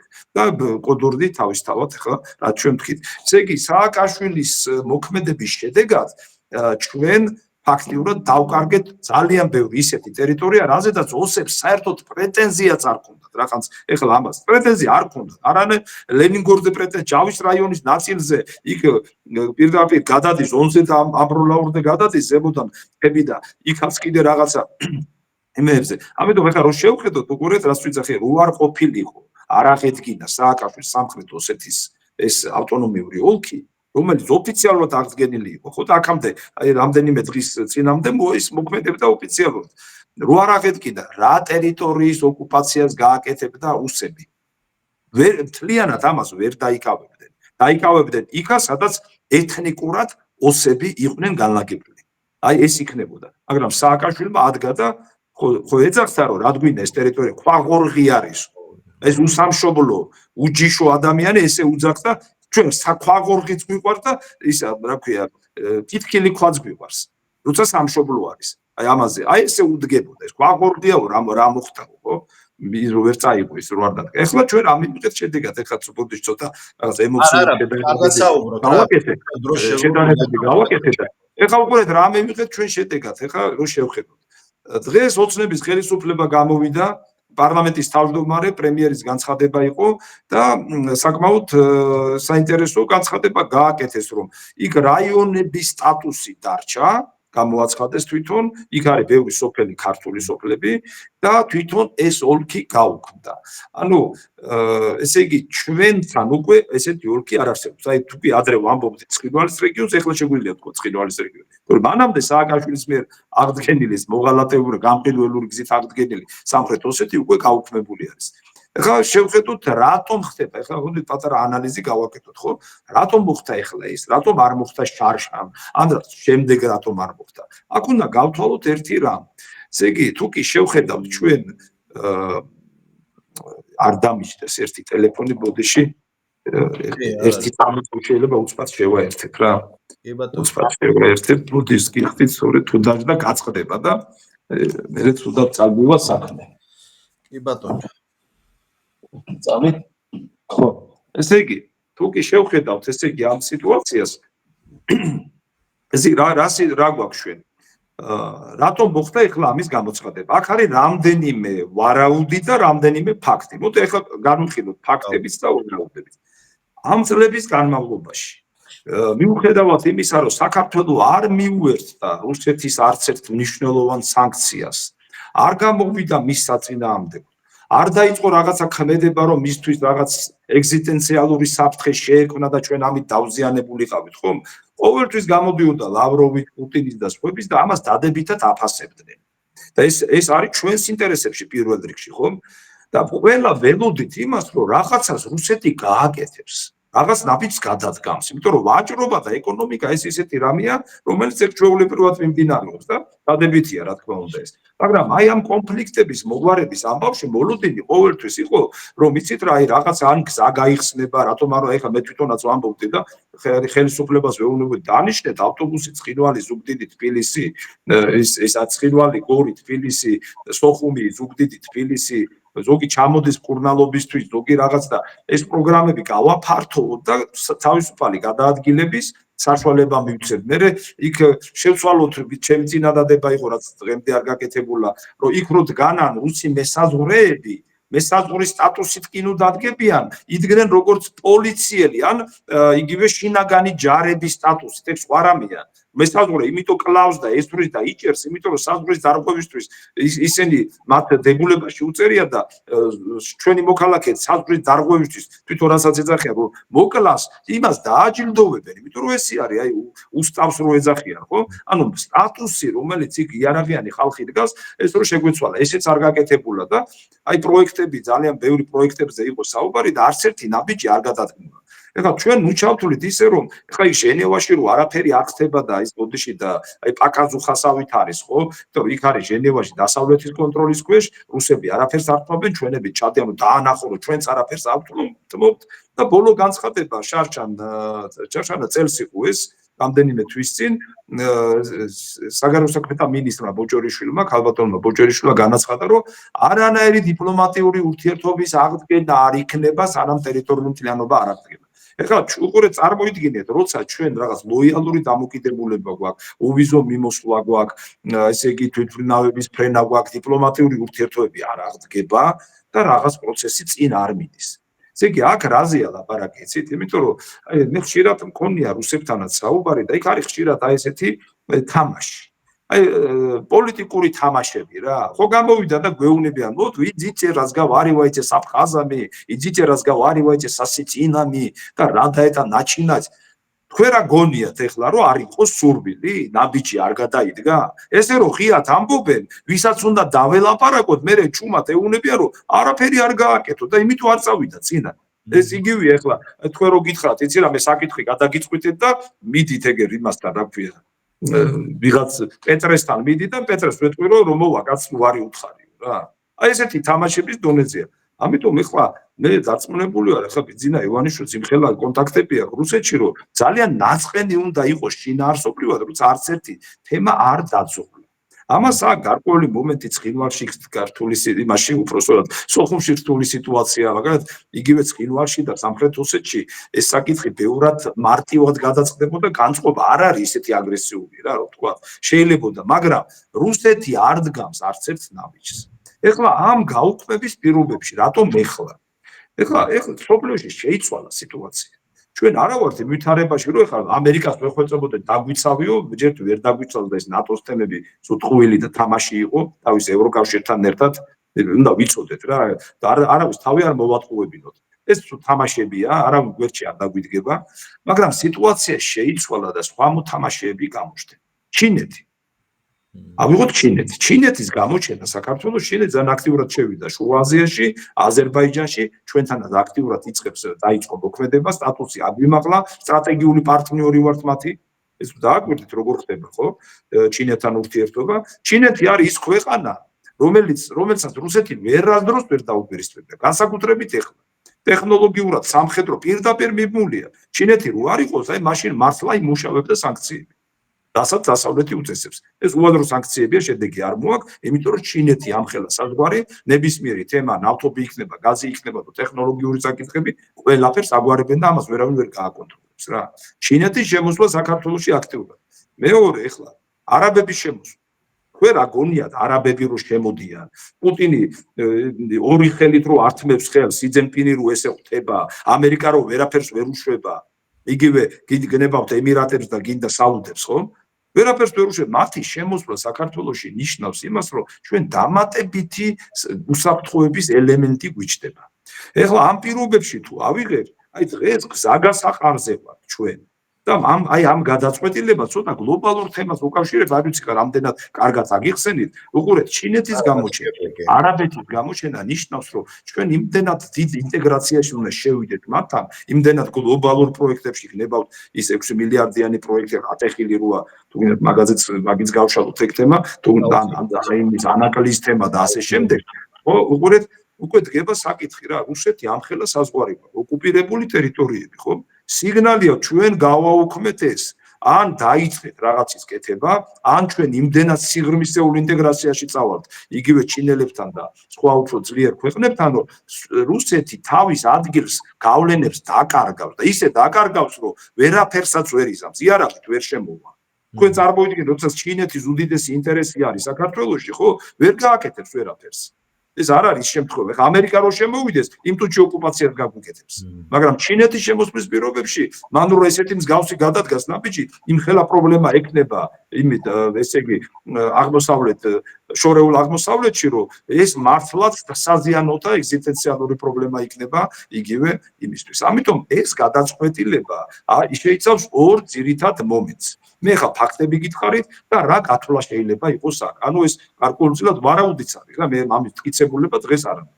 ან მომზადებული არის პროექტი უკვე რუსეთში, რომ უნდა გადმოიდგას ნაბიჯი გარკვეულად და პროცესი დაიწყოს ჩვენთან, შერიგების პროცესი და იგივე ურთიერთობის დალაგების და ეტაპობრივად იგივე ტოლვილების დაბრუნების და ტერიტორიული მთლიანობის აღდგენისა, ეს ეტაპებია, უცბად არ მოხდება, მაგრამ ეს უნდა დაიწყოს, ან ეს არის სერიოზული გაფრთხილება მოსკოვისთვის საქართველოსთან და ჩვენ ამის შინაარსი და ძალა და იმდენი სუვერენიტეტი გვაქვს უკვე, რომ ესეთი სიგნალის გაუშვათ, რომ თქვენ თუ არაფერს არ იწყებთ, ჩვენ უფრო სიღრმისეულ ინტეგრაციაში შევდივართ სხვა ძალებთან. აი ეს არის, აი თუ გნებავთ ვაშკაცური ნაბიჯიც არის და სერიოზული სიგნალიც არის. მე ამას ვხედავ და მინდა გითხრათ, რომ სერიოზულ იმედებს ვამყარებ, რომ გარკვეული ცვლილებები უნდა დაიწყოს. რამდენად აღხსენი ახლა ეს? არა, აბსოლუტურად და მე ერთი კითხვა მაქვს ამ თემასთან დაკავშირებით, არაბები ახსენეთ, მაგრამ მე ხა ჩემ განმარტებას მივცემ. თქვენი ეს პოსტი რომ წავიკითხე, ეს იყო 2 დღის სადღაც, ხო? მე ისედაც ფედერალურ არხებს თვალყურს ვადევნებ და არსად არ თქმულა საქართველოს ხელისუფლების გადაწყვეტილება. ეს იმას ნიშნავს, რომ ჯერჯერობით როგორც ჩანს აკვირდებიან. ანუ კრიტიკა არ ყოფილა, ხო, რომ როგორც იციან ხოლმე, რომ ჩვენ ამას არ დაუშვებთ და ჩვენს მიერ აღიარებული ტერიტორია და ასე შემდეგ. ვითომცა არ ყოფილა. აი ეს დაკვირვების ზონაში არიან და ალბათ შესაძლოა ზუსტად რაღაცას ელიან. ან ჩვენ შემდეგ ნაბიჯებს ან ზუსტად ჩვენი მეგობრების შემდეგ ნაბიჯს, როგორც ახსენეთ ჩინეთი და აქვე მინდა არაბების მომენტი აღვნიშნო. ბოლო 2 პოდკასტი მე დაუთმე ამ თემას. ნუ სხვა თემებიც იყო, მაგრამ ძირითადად ესეთი სუყე ნაწილი. თქვენ რა აზრის ხართ? თუმცა ახლა ნაწილობრივ უკვე გაეცით, მაგრამ მაინც ამ არაბულ 7 მილიარდიან პროექტთან. კი ბატონო, მე გეტყვით, ესე იგი, როგორ არის იცით, ჩვენ ცოტა ისეთი ემოციური ხალხი ვართ და ხანდახან კიდე რაღაც პოლიტიკური მიზნებისთვის ვიყენებთ ყველა სიტუაციას. ხო, ხა ზოგიერთი გამოვიდა და ესე იგი არაბები მოდიან, მოქოქესეს აკლემები თუ ბოინგები თუ რა ვიცი და მოდიან ზოგი მურვანყრუს პერიოდი გაიხსენა დაპყრობები შეიძლება მურვანყრუ დაპყრობელი შემოვიდა და მთელი ეს ახლო აღმოსავლეთი კავკასია და შუა აზია დაიპყრეს ხეთს არაბებმა მაშინ ხო და ეხლა სხვა ვითარება გვაქვს დაპყრობით კი არ მოდიან ინვესტიცია არის ინვესტიცია ეს ეხლა უყურეთ როგორი მომენტია მე მაგალითად ესე ვიტყოდი მე აი რა საფრთხეს რაც ხედავ იმასაც გეტყვი ინვესტიცია ყველა ვარიანტში მხარდასაჭერი არის ეს ერთი მეორე ჩვენ აქ რო იძახიან მიწა არაბი რა ზოგადად ხო არ მოიგიდებს ამ მიწას რა იქ პროექტი უნდა განხორციელდეს ბიზნეს პროექტი უნდა განხორციელდეს და ხორციელდება რასაც ეხლა უყურებ ჩვენ რა სილამაზეც არის უნდა აშენდეს იქ ეს სხვადასხვა შესასვლელები გემებისთვის სახლები ეხლა რო ნახოთ რა უნდა გაკეთდეს და დღეს რა არის ორი ხელით დაუჭერთ ხარს აი ვისაც ეჭვიებარება აი წადით ეხლა და გონიოს ეს არის ტერიტორია სადაც იყო რუსეთის ბაზა გონიოში შედით და ნახეთ რა ხდება გაუბედურებულით რო ხარო შევიდა შეიძლება ჩავარდეს და ხალხს ცხოველები ეკარგება იქ ისეთი მდგომარეობა იქ მართლაც რომ ფული ჩაიდოს და ის გაკეთდეს რაც პროექტში ეხლა გვაჩვენებენ ხო უნიკალური იქნება მეორე თბილისი ეხლა იგივე იქეთ გადიხართ რუსთავამდე არ მისული ფაქტიურად სანაგვია რომ ვიცი ეგ ადგილი რომ ჩაიაროთ რა არყრია იქ რაღაცა ცელოფნები და რაღაც არჩენები და იქ რო გაშენდეს ეს ყველაფერი სულიად სხვა ინფრასტრუქტურულ ვითარებას შექმნიდა ფაქტიურად ჩათვალეთ რომ რუსთავი და თბილისი უკვე დაკავშირებული იქნება ეს გზა და იქ მეტროზეც იყო ლაპარაკი მე მგონი ესენიც დაემატება ეს ერთი რომ სილამაზე შეიქმნება მეორე თემა რა არის ესე იგი კომერციული ხელშეკრულება რატო არ ქვეყნდება მე როგორ ვიტყოდი ხო ეს ხელშეკრულების ნაწილი უნდა გამოქვეყნდეს ვის რა აქვს ეხა იქ რაღაცა ინტერესები კომერციული შეიძლება ეს არ გაჟღავდეს მაგრამ რა უნდა იყოს და რას მიიღებს სახელმწიფო საქართველოს რას მიიღებს ეს ათელი უნდა იყოს მე ამას მხარს უჭერ რომ ამ ხელშეკრულების ნაწილი აუცილებლად ის სარგებელი ისე ლაპარაკით კი არა შეიძლება ეხლა თანამდებობის პერიოდი იცვლებოდეს და მინისტრები იცვლება და პრემიერები და იმაზე კი არ უნდა იყოს დამოკიდებული რომელი პირი რას გვეთყვის ხელშეკრულებაში რა წერია რა სარგებელი გვაქვს ეს ცნობილი უნდა გახდეს ამიტომ აი საკითხის დაყენებაც უნდა ვისწავლოთ ის კი არა რომ აი ყველაფერი გვაჩვენეთ ყველაფერს ეხლა ეს გარიგების თემა ხანდახან შეიძლება დახურულიც იყოს მაგრამ საქართველოს რას მიიღებს ეს არის ჩვენთვის აუცილებელი ეს უნდა ვიცოდეთ მიწა რო არავისთან არ გადავა და საკუთრება არ გახდება იგივე არაბული მხარისა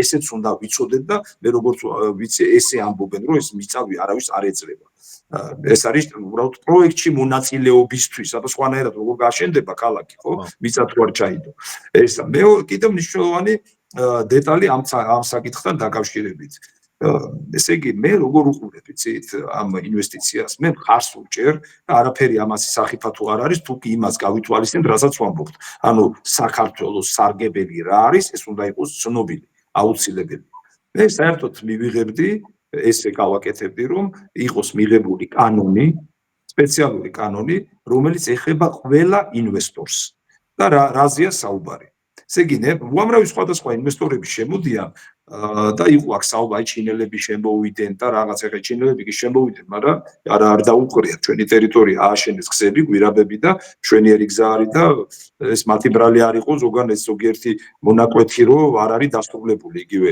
ეხლა იქეთ ზღვისკენ რო გადადიხართ გრიგოლეთის რა ქვია სუბსის მონაკვეთი ვიღაცა ჩვენი კორუფციონერების გამო არ იყო გაკეთებული ესეც ხო ნახეთ ჩვენ ამიტომ რას ვამბობ იცით ჩვენ დაგჭირდება აქ ჩვენ გვჭირდება ეხება ჩვენს მიგრანტებსაც სხვათა შორის მინდა გითხრათ პირდაპირ ჩვენი ინტერესი რა არის რომ საქართველოს თავისი გეოპოლიტიკური მდებარეობა გეოეკონომიკური მდებარეობა უნდა გამოიყენოს ეფექტურად და ეს ვიღაცეებისთვის კი არ უნდა იყოს მარტო გამოსაყენებელი ინვესტორისთვის ეს აი მე უყურებ ამას ყველაფერი ჩვენი მოქალაქის სარგებლოდ უნდა წყდებოდეს და მისი პირობების და კეთილდღეობის გასაუმჯობესებლად უნდა იყოს რას გულისხმობ თუ კი ლაპარაკია რომ 30000 კაცი უნდა დასაქმდეს ვინ არის 30000 კაცი ვინ გააკონტროლებს ვინ იმუშავებს იქ ამას ჭირდება კანონი და კანონი უნდა იქნეს მიღებული და კეთილი ინებონ მე ამას ვიძახი აი პირდაპირ აი თქვენთანაც კეთილი ინებონ და მიიღონ კანონი სადაც ჩაიწერება რომ ნებისმიერი პროექტში 95% ჩვენი მოქალაქე უნდა დასაქმდეს 95% ის 5% ვიღაც თავისი სტაფი და თავისი ვიღაცა განსაკუთრებული სპეციალისტები ჩამოიყვანონ, მაგრამ 95 ჩვენი უნდა იყოს. და თუ კი არა აქვს კვალიფიკაცია, კვალიფიკაციის გადამზადების თანხებიც უნდა ჩადოს. და ამას სახელმწიფომ ხელი უნდა შეუწყოს. ეს კანონი უნდა იყოს. თუ კი ამ კანონს არ მიიღებს ოცნება, ეს იქნება მათი პასუხისგებლობა. იმიტომ რომ მაშინ მართლა არის საფრთხე, რომ ვიღაცები ჩამოიყვანონ. ეხლა პირდაპირ გეტყვით, ამერიკიდან გამოდევნებული ადამიანები, რომლებიც ღებულობდნენ რაღაც ეძებდნენ, ზოგი $500 ეძებდა თუ $1000 თვეში, ხო? იგივე ხელფასი 1000 და $2000 ეკვივალენტი შეუძლია ადგილზე მიიღოს და რატო არ უნდა მივცეთ ამის საშუალება ჩვენ მოქალაქეებს? ამას ჭირდება კანონის მიღება. არაფერი სირთულე არ არის და არავის უფლებების შეზღუდვა ეს არ არის. ესეთი პრაქტიკა სოფლიოში არსებობს. ეს უნდა ვიცოდეთ ჩვენ და სხვათა შორის, კიდე ერთი ესეთი თემაც არის რა, უფრო მეტსაც გეტყვით. შეიძლება ეს, მე უფრო სხვანაირად გავაკეთებდი ამას. გარდა იმისა, რომ ეს ამ კანონს მივიღებდით, ასევე იქნებოდა რეგულაციები შემოღებული, რომ ეს ყველა პროექტი და რაც არის იქ აშენებული და საკუთრება თქვა ავიღოთ 99 წელი იყოს გავიდეს, მაგრამ 99 წელის გასვლის შემდეგ ის ხდება საქართველოს 100%-იანი საკუთრება. არის ესეთი პრაქტიკა და ესეც გავაკეთოთ რა. ის ხალხი ეხლა ვინც იქ მონაწილეობს 100 წელზე მეტ ზღვარი იცხოვრებენ რა, მაგრამ ის კომერციული ინტერესი ისინი ამ ხნის განმავლობაში ამოიღებენ. ამიტომ ესეთი პროექტებიც უნდა გამოვიყენოთ და ამ თვალსაზრისით სრულად იქნება დაცული ჩვენი სახელმწიფოებრივი და ეროვნული ინტერესი. მე ესე ვუყურებ. გარდა იმისა, რაც ვილაპარაკე, რომ არაბების შემოსვლა ჩვენ გვაძლევს სერიოზულ პოლიტიკურ საშუალებას რუსეთთან ურთიერთობაში, რომ საკითხები დაიძრას. იმიტომ რომ უკვე ალტერნატივები გაგვიშთა ბატონო ნიკოლოზ, საქართველოს ისეთ პირობებშია, როცა გლობალური წესრიგი ჯერ გამყარებული არ არის და მსოფლიო გადანაწილების პროცესში ვარ და ომის საფრთხეები სხვადასხვა წერტილებში არსებობს, მათ შორის აგერ თქვენთან ახლოში 90 მილიარდის ფლორიდიდან იმამდე ვენესუელამდე, ხო? როცა ესეთი საფრთხეები არსებობს, პატარა ქვეყნებს ეძლევათ საშუალება გაიძლიერონ თავიანთი იგივე სუვერენული პოზიციები და ამის საშუალება საქართველოს უნდა გამოიყენოს. ბატონო ლევან, თქვენ როგორ უყურებთ ბინადრობის უფლებასთან ბინადრობის უფლების კანონის დაკორექტირებას? ეხლა ყველაზე დიდი კითხვის ნიშნები ამას მოყვა, რომ $150,000 რო გაიზარდა რა, ახლა ვისაც $100,000 გადახდა შეუძლია მით უმეტეს ეხლა ჩვენ ვიცით ეს ძვირად ღირებული კომპლექსები იქნება ორივე. ის 150-საც შეძლებს და 250-საც შეძლებს, რო დაჭირდეს, ხო და ხო არ ჯობია რომ საერთოდ ქონების ქონა არ ქონასთან დაკავშირებით საერთოდ ნუ მივაბავთ ბინადრობის უფლებას. რა აზრის ხართ? იცით რა არის, მე ხა ცოტა სხვანაირად ვუყურებ რა მაგას რა, უფრო ვცდილობ რომ სიღრმისეულად შევხედო რა. ჩვენი ეხლა ქვეყანა, რატო მინდა გითხრათ, ჩვენი ქვეყანა არის დემოგრაფიულ კლებაში. რესურსები ძალიან მცირე გვაქვს, მე გითხარით რესურსების თვალსაზრისით, ხო? მაგალითად, ბინადრობას და მოქალაქეობას ქართული ეთნოსის მქონე ადამიანებს მივცემდი გარკვეული ფილტრაცია, რა თქმა უნდა, ჩასატარებელია, მაგრამ მივცემდი ყველაზე მინიმალური მოთხოვნილების საფუძველზე რა. ფაქტიურად, პრობლემის გარეშე, მოდი ესე ვთქვა.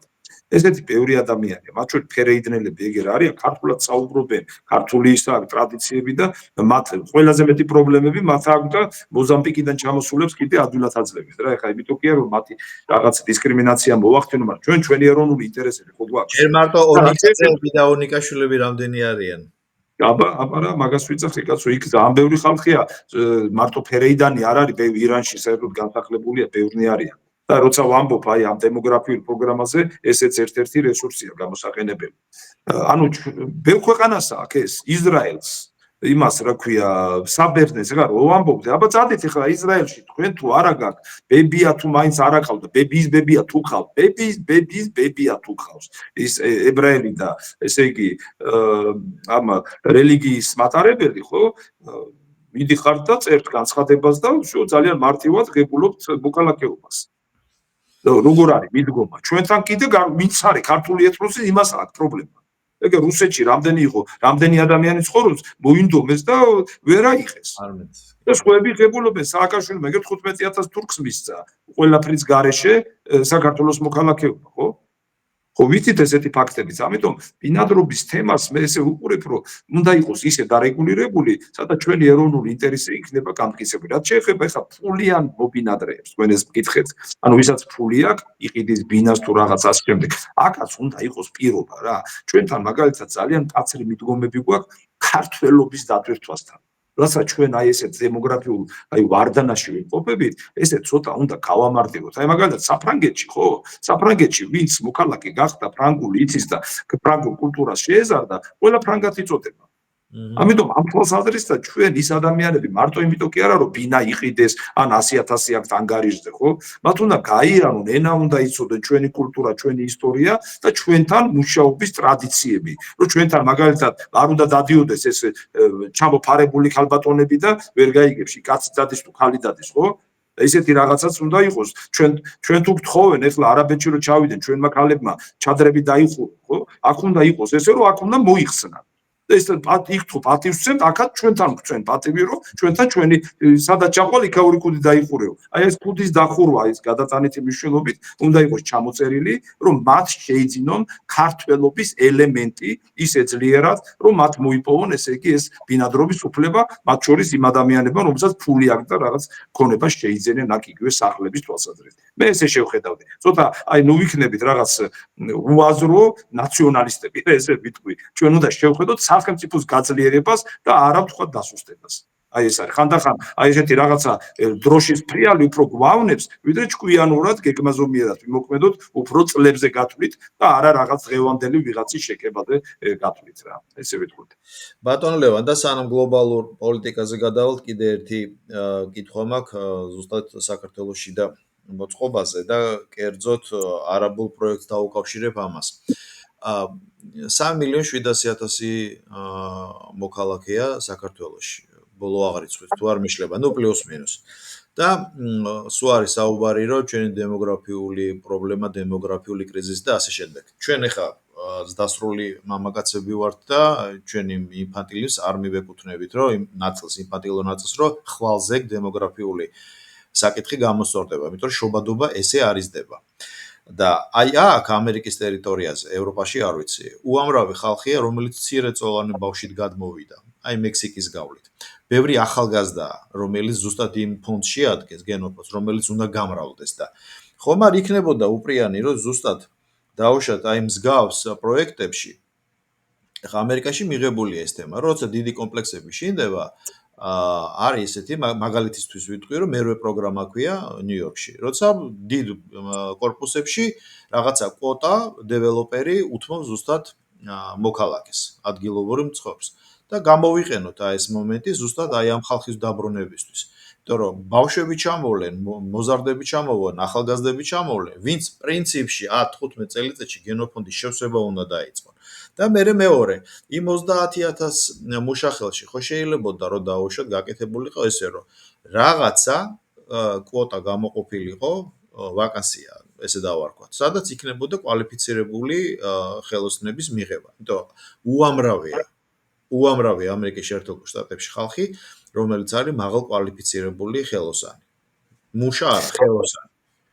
და ესეც შეიძლება რომ აი დაუშვათ ამ ანალოგიურ პროექტებში მიიღოს, მაგრამ ეს ხო დაბრუნების ყველაზე დიდი мотиваცია იქნება, ხო?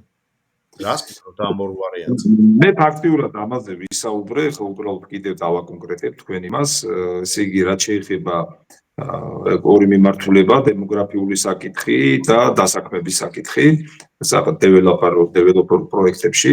დემოგრაფიული საკითხი ეს უნდა იყოს სახელმწიფო პროგრამა და დემოგრაფიული საკითხის თვალსაზრისით ჩვენ პირველ რიგში უნდა შევიძინოთ საკარმიდამო მონაკვეთები და სახლები იმ ტერიტორიებზე, რომლებიც არიან დაცარიელებული, განსაკუთრებით საზღვრისპირა. მე ჯავახეთზე ვაკეთებ აქცენტს. რატო ვამბობ, იცით როგორ არის, აი ზოგი ამას ვერ ხვდება, მაგრამ იცოდეთ რომ აი ეს არის ეს ფიზიკის კანონია, ხო? მაღალი კონცენტრაცია გადადის დაბალ კონცენტრაციაში. მაღალი კონცენტრაცია აგერს თურქეთი, ამდენი მოსახლეობა აქვს, თან მას წამოწიეს საკითხი ამ თურქი მესხების აღისკას და ასე შემდეგ და ჩვენ თუ იქ მოქალაქეები ჩვენი ეთნოსის არის ცხოვრებს, ადრე თუ გვიან არც ომი უნდა და არც არაფერი ეგ ტერიტორიები შეიძლება სხვის ხელში აღმოჩნდეს.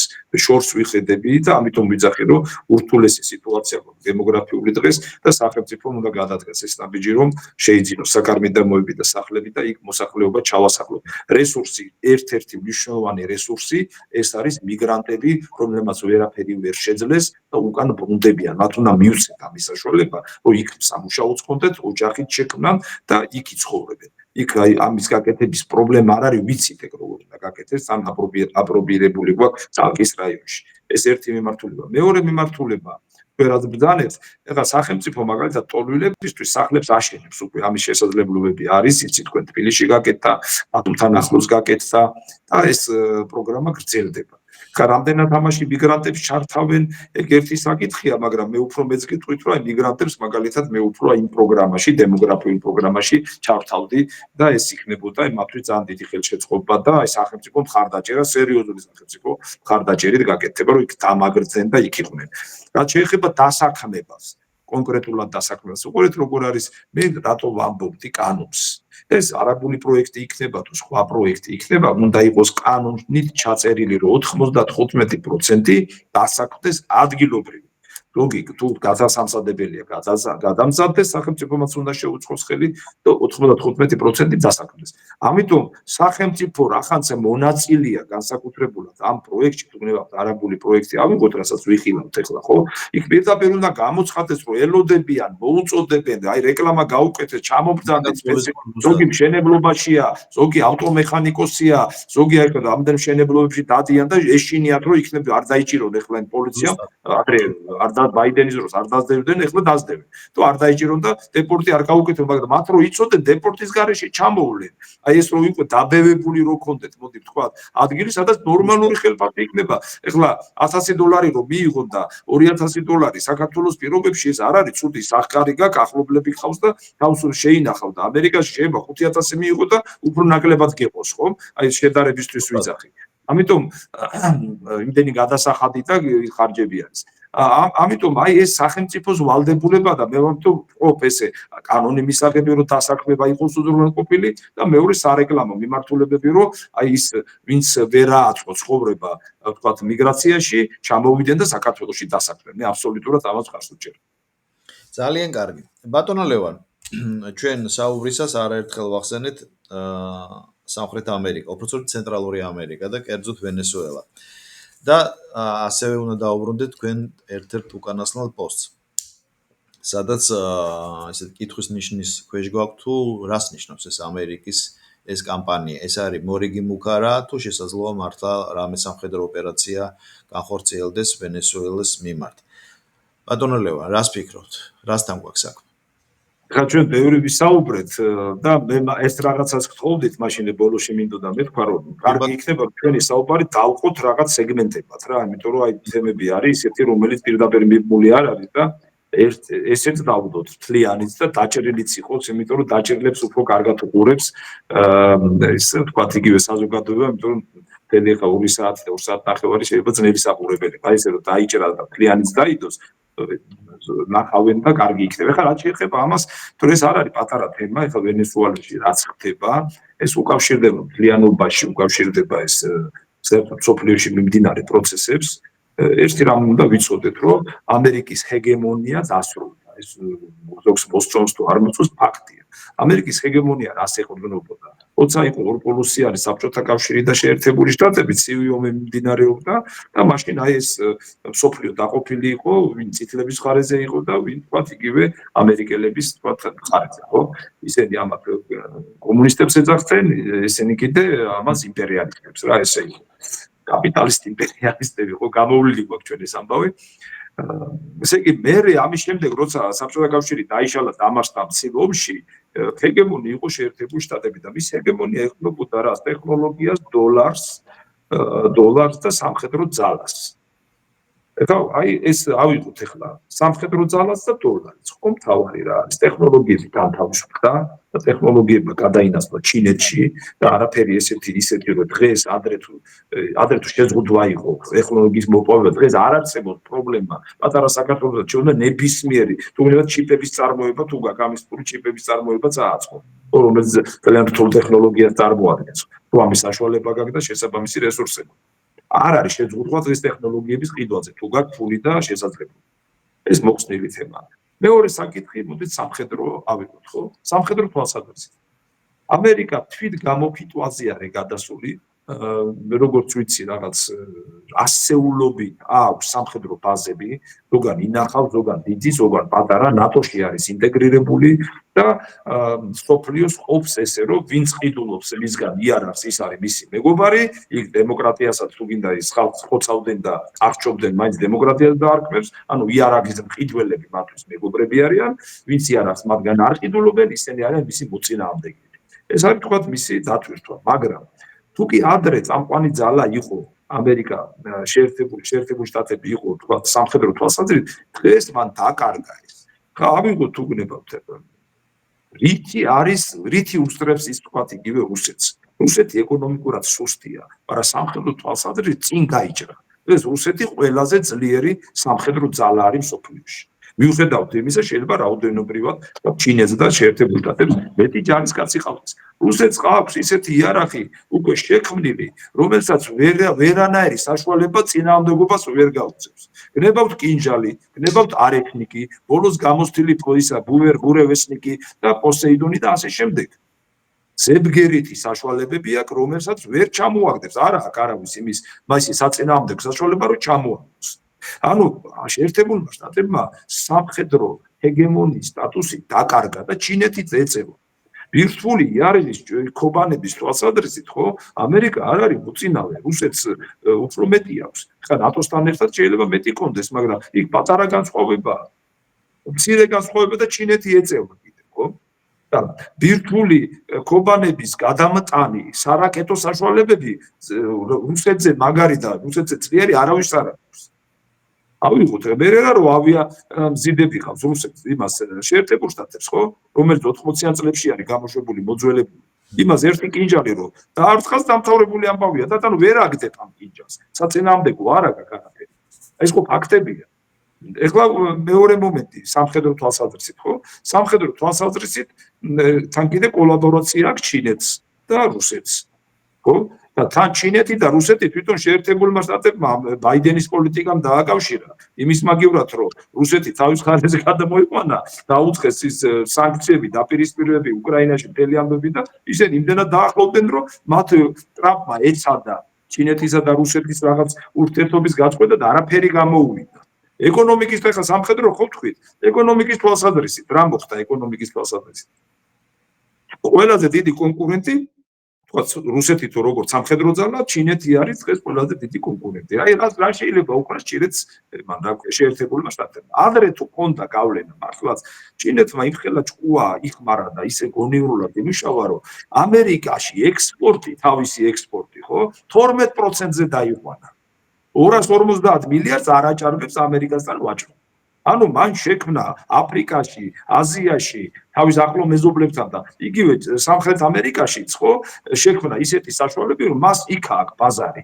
და ამერიკამ რაც არ უნდა დაუწესოს, ეს მოგონილი ეს ტარიფებით რაღაცა ჩამერ ერთი წამით პაუზას დავაჭერ ბოდის გიხდი. აი ხო, ბოდის ვიხდი, ესე იგი, რო შევხედოთ ეკონომიკური თვალსაზრისით, ხო, ჩინეთი უკვე, აი, ტარიფებით ბრძოლა ხო გამოაცხადა ტრამპმა, ხო? იმას, ვისაც დაემუქრა მის რეალურ კონკურენტებს, ხო, ვერაფერი ვერ შეძლო. გააჩერა ჩინეთთან, რა უნდა უქნას ჩინეთს, დაუწესოს ხო ის ტარიფი და ტარიფი ჩინეთზე არაფერი არ იმოქმედებს, ნაკლებად იმოქმედებს, ამერიკაზე იმოქმედებს, იმიტომ რომ გაიზრდება ჩინური პროდუქცია, რომელიც შემოდის შეერთებულ შტატებში. და ამით ვინ დაზარალდება? უფრო მეტად შეერთებულ შტატები. ამიტომ გააჩერეს ეს ამბავი. არ იმუშავა ამან და არც ეშინიათ. ინდოეთთან დაკავშირებიდან, ნუ ნავთობიო ჩავკეტოთ თუ ასე შემდეგ, აღარ მუშაობს ეს თემები და ძალიან მნიშვნელოვანი დოლარი, როგორც დაგროვებისა და პოლიტიკური ზეგავლენის საშუალება. აი მაგალითებს გეტყვით პირდაპირ, რაც ფაქტია, უნდა ვიცოდეთ ეს. ჩინეთი და რუსეთი იუანებში ვაჭრობს. ყველა ვაჭრობა, რომელიც აქვს, ინდონეზია, ვიეტნამი, ტაილანდი, უზარმაზარი ბაზარი, ყველაზე განვითარებადი ბაზარი მსოფლიოში, ეს არის სამხრეთ აღმოსავლეთი, ესე იგი, მიმართულება ჩინეთთან ერთად, ხო? ყველაზე იუანებში ვაჭრობს. რუსეთზე გითხარით. რაც ყველაზე საინტერესოა, საუდები და ემირატები. რაში ყითიან? იმას ნავთობს ჩინეთთან, იუანებში ყიდიან. სად არის დოლარი? ბრიქსმა უკვე იმდენი გააკეთა, ბრიქსის გაერთიანება, დოლარი უკვე ქვემოთ მოდის. და ავიღოთ ეხლა ხო, რამხელა მასა ბრუნვაში იყო დოლარის ადრე და ეხლა რამდენია? ნახევრის ნახევარი. აი რა ჩამოვთვალეთ? ჰეგემონის ფუნქცია, სამხედრო, ეკონომიკური და საფინანსო. ამერიკამ დაკარგა. ეს ხო ფაქტია. ერთადერთი რაც შეძლო ტრამპმა, მოიბა ის რა ქვია, ევროპა. და ევროპას ასუსტებს, იმიტომ რომ სანამ ევროპას დაასუსტებს, ამერიკის რესურსები ასე თუ ისე შენარჩუნებული იქნება. მაგრამ ასევე შევხედოთ რა პრობლემებია შეერთებულ შტატებში შიგნით. აი ხშირად ვამბობდი ახლა სხვა ადამიანებთან ერთად, რაც აი აბრაამ ლინკოლნის დროს, როცა სამოქალაქო ომი იყო ჩრდილოეთსა და სამხრეთს შორის, ზოგან ტერიტორიებს ყიდულობდნენ, ზოგან მექსიკას ართმევდნენ, ზოგან იქ ტეხასი დამოუკიდებლობას აცხადებდა და ასე შემდეგ. ესე იგი ამ პირობებში შეერთებულ შტატებში ხარ ისტორია რო გავიხსენოთ, ხო? იგივე ლაპარაკები წავიდა. აბა ნახეთ რა საუბრობენ კალიფორნიაში, რა საუბრობენ ტეხასში. დიდ ქალაქებში მაგალითად უკვე კონკურენცია შეექმნა იმას, იგივე ნიუ-იორკი ახლა თქვენთან ავიღოთ, გამოვიდა კაცმა პირდაპირ, ახლა შეიძლება მერი აირჩიო ქალაქის მმართველი და პრეზიდენტს არ დაუპირისპირდეს. კაცი მოვიდა იმასთან ბრძოლის დროშით. და პირდაპირ მე სოციალისტი ვარ, ტროცკისტი ვარ, რა ვიცი, ყველაფრისთი ვარ რა, რაც კი ეს ლიბერალური მას ეხება, ხო? გამოვიდა და შიგნით როგორი დაპირისპირება დემოკრატები ვისაფინანსებენ იქ და იცულებული ხდება აი ამ დაუმორჩილებელ შტატებში შეიყვანოს გვარდია. ხო? ეს სიტუაცია. ეხლა შიგნით ვიძახი რა ხდება, ანუ საკმაოდ რთული სიტუაცია შეერთებულ შტატებში. საგარეო გავლენები და ბერკეტებზე გითხარით და ეხლა გვაქვს აგერ გვერდზე ის რა ქვია ვენესუელა. ეხლა ვენესუელას იმიტომ ვთქვი რომ ის დავყოთ ფართო თემა, ეხლა ვენესუელას რო შეხა ვენესუელა რა ქვეყანა, ერთი დიდი ტერიტორია აქვს. ეს კარიბის ზღვის ერთ-ერთი დიდი ნავი უჭირავს და მეზობელი არის იგივე ბოლივია, ხო? ვენესუელა არის სოფლიოში ერთ-ერთი ყველაზე დიდი ნავთობის მარაგის მქონე ქვეყანა. უმსხვილესი მარაგის მქონე. ცხოვრობს ძალიან ცუდად და რატომ ცხოვრობს ძალიან ცუდად? ესე იგი, როცა აირჩიეს ჰუგო ჩავესი, ხო გახსოვთ ჰუგო ჩავესი? ჰუგო ჩავესი იყო ეროვნული გმირი მაგალითად. რომ მან სოციალისტური იდეებით მოვიდა, რომ ხალხის პრობლემა მიწის რეფორმა ჩაატარა, ასე შემდეგ და აი მართლა ბევრი საკითხი გადაწყვიტა, მაგრამ ეს არ მოეწონათ ამერიკელებს და როგორც მოახდინეს გადატრიალება ჩილეში თავის დროზე, გვატემალაში, ომი დაიწყო ნიკარაგუაში, პუერტო-რიკოში და პანამაში სამხედრო ჯარების შეიყვანეს, ეს ხო ვიცით რატო ხდებოდა, ხო? ეხლა ის პროპაგანდა ჩვენ ხო არ ავყვებით, ხო თურმე დემოკრატები არ არიან და ამიტომ შედიოდნენ და დემოკრატია დაემყარებინა და ეხოცათ ხალხი. აი მოძველებული თემაა, მაგრამ ისეთი მდგომარეობა შეუქმნეს, რომ ესე იგი გამოუცხადეს ბლოკადა, ჩაუკეთეს გზები, მიმოსვლები, ესე იგი საქონლის ბრუნვა, ნავთობის რეალიზების პრობლემა შეუქმნეს და გამოვიდა ისე რომ ესე იგი და ალტერნატივა და ეს ტექნოლოგია როგორა ჩვენთანაც რომ მოქმედებდა, ეხლა 2003-ში რომ გადატრიალება მოახდინეს და ეხლაც რომ უნდა. როგორ იყო მოახდინეს, ესე იგი რომ გამოაცხადა ჰუგო ჩავესი კორუმპირებული და ეს საშინელი კაცი, მე ეს მადურო მოვიდა და მადურო საშინელია, მადურო უნდა გადავაგდოთ, ბლოკადა გამოუცხადოთ, შექმნეს ის გუაიდო, ხუან გუაიდო, რომელიც იყო და გამოაცხადო, ეს არის ახლა პრეზიდენტი, პირველი პერიოდი იყო ტრამპის, მაშინ ჩამოიყვანეს კონგრესში სიტყვით გამოიყვანეს, მე ტიხონოვსკაია რო ათარეს ევროპაში, იმის გავსად აღიარეს, რომ ეს არის პრეზიდენტი, მე ვერაფერი ვერ გააკეთეს და ისქნეს, რა ქვია, ჩაუკეთეს ესე იგი საზღვრები და გამოიწვია რა როგორი რამე შექმნეს იცით? შიგნით განხეთქილება შეიტანეს და მადურო იძულებული იყო როცა ეს ოპოზიცია გამოდიოდა ამერიკიდან მართული 100,000 კაცს გამოიყვანდა და ამათ 300,000 კაცი გამოყავდა. და შიგნით დაპირისპირება წავიდა და ამანა გამოიწვია დიდი მიგრაცია, რატომ? ანუ აი როგორც იყო ამერიკის დაფინანსებულმა პოლიტიკურმა ძალებმა რო ვერაფერი ვერ შეძლეს, მადურო მათ ბრძოლა დაუწყო და ძალიან დიდი მიგრაცია შეიქმნა და სამხრეთ შტატებში ძალიან ბევრი ვენესუელელია რო იცოდეთ რა, იგივე ფლორიდაში, ტეხასში, კალიფორნიაში და ასე შემდეგ. და ეხლა რა უნდა? არის ეგეთი დოქტრინა, მანროს დოქტრინა, იცით რომ შეერთებული შტატები უნდა აკონტროლებდნენ ამერიკის კონტინენტს. ბატონო ეს მუშაობდა მაგრამ რა გააკეთა ახლა ეს ხალხი გაუბედურებული ამის გამო ვენესუელელები დააბრალეს რომ ხართო ნარკოტიკების წარმოებლებიო არა და ყველამ კარგად იცის ნებისმიერი ექსპერტი გეტყვის რომ თუ კი ნარკოტიკები წარმოება ეს არის ბოლივია. კარგად ვიცით არა? და ესე იგი მიიყვანეს ახლა გემები და ეს ავიამზიდი და რაღაც ნავები ხა ჯერ ერთი თქვენ თვითონ წარმოიდგინეთ ახლა აი რომც იყოს ნარკოტიკების კარტელი რა იცის რომ ამერიკელების გემები დგანან და ახლა კატერში ჩარდება და ნავში და წავა იმათი მიმართულები ხო გიჯი ხო უნდა იყო ვიღაც საწყალი ეს მეთევზეები თუ ვიღაცები დახოცეს და კაც არ აინტერესებს ვინ იყვნენ ეგეთი ამიტომ აქ არის როგორც დემონიზაციის და იმის შექმნა რომ აი ეს всё საშინელები ხდება ეს არის მკვლელები კორუმპირებულები გაუბედურებული და რასაც ეს ამბობენ ტყუილი კი არ არის ესე თვითონ შექმნეს თვითონ იყო ამერიკა მიზეზი რომ ესეთი სიტუაცია შექმნილიყო ეხლა აქვს თუ არა ძალა რამე გააკეთოს რა მოდი ესა ვთქვათ რა და რატო ხსნი ამას საფუძვლიანად რომ კარგად იცოდნენ თქვენ გვერდით არის ეს ამბავი ამერიკას დაუპირისპირა ვენესუელამ რა აი ის ახალი ძალები რომელიც სოფლიოში შეიქმნა რუსეთი და ჩინეთი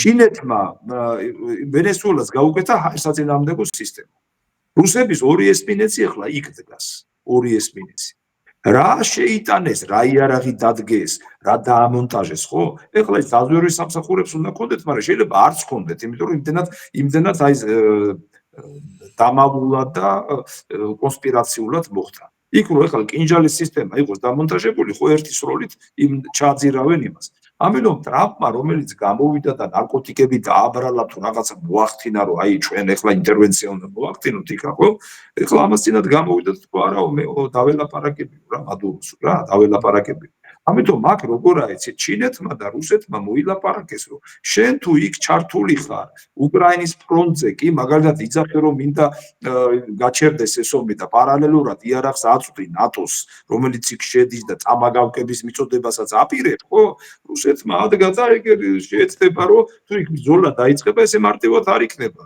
თუ მოხდა სახმელეთო მოქმედებები საკმაოდ რთულად წავა და ამერიკელებმა იციანეს და მე არ ამგონია რომ მაგათმა ესეთი ნაბიჯი გადადგან და მეორეს თუ დაბომბვა დაპირა კიდე რა აქვს შეტანილი ჩინელებს და რუსებს იქა ხო კაცმა არ იცის ამიტომ მე ესე უყურებდი ეს არის რაღაცა ვითომ აი ამ ფონზე რომ აი America is great როიძახის ტრამპი და მაგათ შექმნა და ის ამერიკა ის ბეგ და ხო ამბობს ესეთ რაღაცებს აი უნდა რომ ეს დაიბრუნოს მაგრამ უკვე წააწყდა ამ ამბებს ამიტომ აქ დგას ძალიან მარტივი საკითხი ჩვენ დღეს გვაქვს დეფიციტი ინტელექტის და ინტელექტის დეფიციტი ყველგან არის ამერიკაში რომ ინტელექტის დეფიციტი თქვენ არ აწყდებით აგერ ესპანეთი სად არისო შეიძლება მექსიკა გაჩვენონ კარგად ვიცით მაგრამ ეს დეფიციტი არის სადაზვერო სამსახურებში და მათ შორის იმათში რომლებიც ამზადებენ ამ გადაწყვეტილებებს ისევ ძველი მეთოდით მიდის რომ უნდათ რომ აი ეს რაღაცა რევოლუციების და დემოკრატიის ექსპორტით თვითონ რაღაცა შეძლებენ და შეიცვალან სოფლიო და უნდა მიხვდნენ რომ ქვისხანის პერიოდით მოქმედება აღარ შეიძლება ალერ თუ კომპლებით ესხმოდნენ თავს ეხლა რაკეტებით ესხმიან თავს ხო ამიტომ ეს უნდა შეიცვალოს და ჩვენ რაღაც ახალი ეტაპის წინაშე ვდგევართ კი არის ეხლა მაინც ეს ძველი მეთოდებით რაღაცა ცდელობები მაგრამ აი მართლაც კარგი მაგალითი იქნება ვენესუელა თუ მოილაპარაკებენ ეს მადუროც მიდის მოლაპარაკებებზე არავის არ უნდა ეხლა ძალიან გართულდეს ეს სიტუაცია თუმცა პირდაპირ გეტყვის ეს არის ამერიკისთვის უფრო დიდი საფრთხე ვიდრე ჩინეთისა და რუსეთისთვის იმიტომ რომ ეს მოხდება როგორც იცით აი უკრაინა დამთავრდება ძალიან მალე იქ რო დაიწყო საომარი მოქმედება აი რამდენიმე თვეში უკრაინის თემა დამთავრდება იმიტომ რომ მათთვის ვერავინ ვეღარ მოიცნის და ეს გათვლაც აქვს რუსებს და ჩინელებს რა ასე რომ მე მაინც ველოდები რომ უფრო მშვიდობიანი მიმართულებით წავა ვიდრე აი მეორე სოფლიო მესამე სოფლიო ისედაც მიმდინარეობს მაგრამ უფრო ცხელ ფაზაში შევიდეს ეს სოფლიოს ახალი გადანაწილება ბატონო ლევან ძალიან დიდი მადლობა ესეთი ყოვლის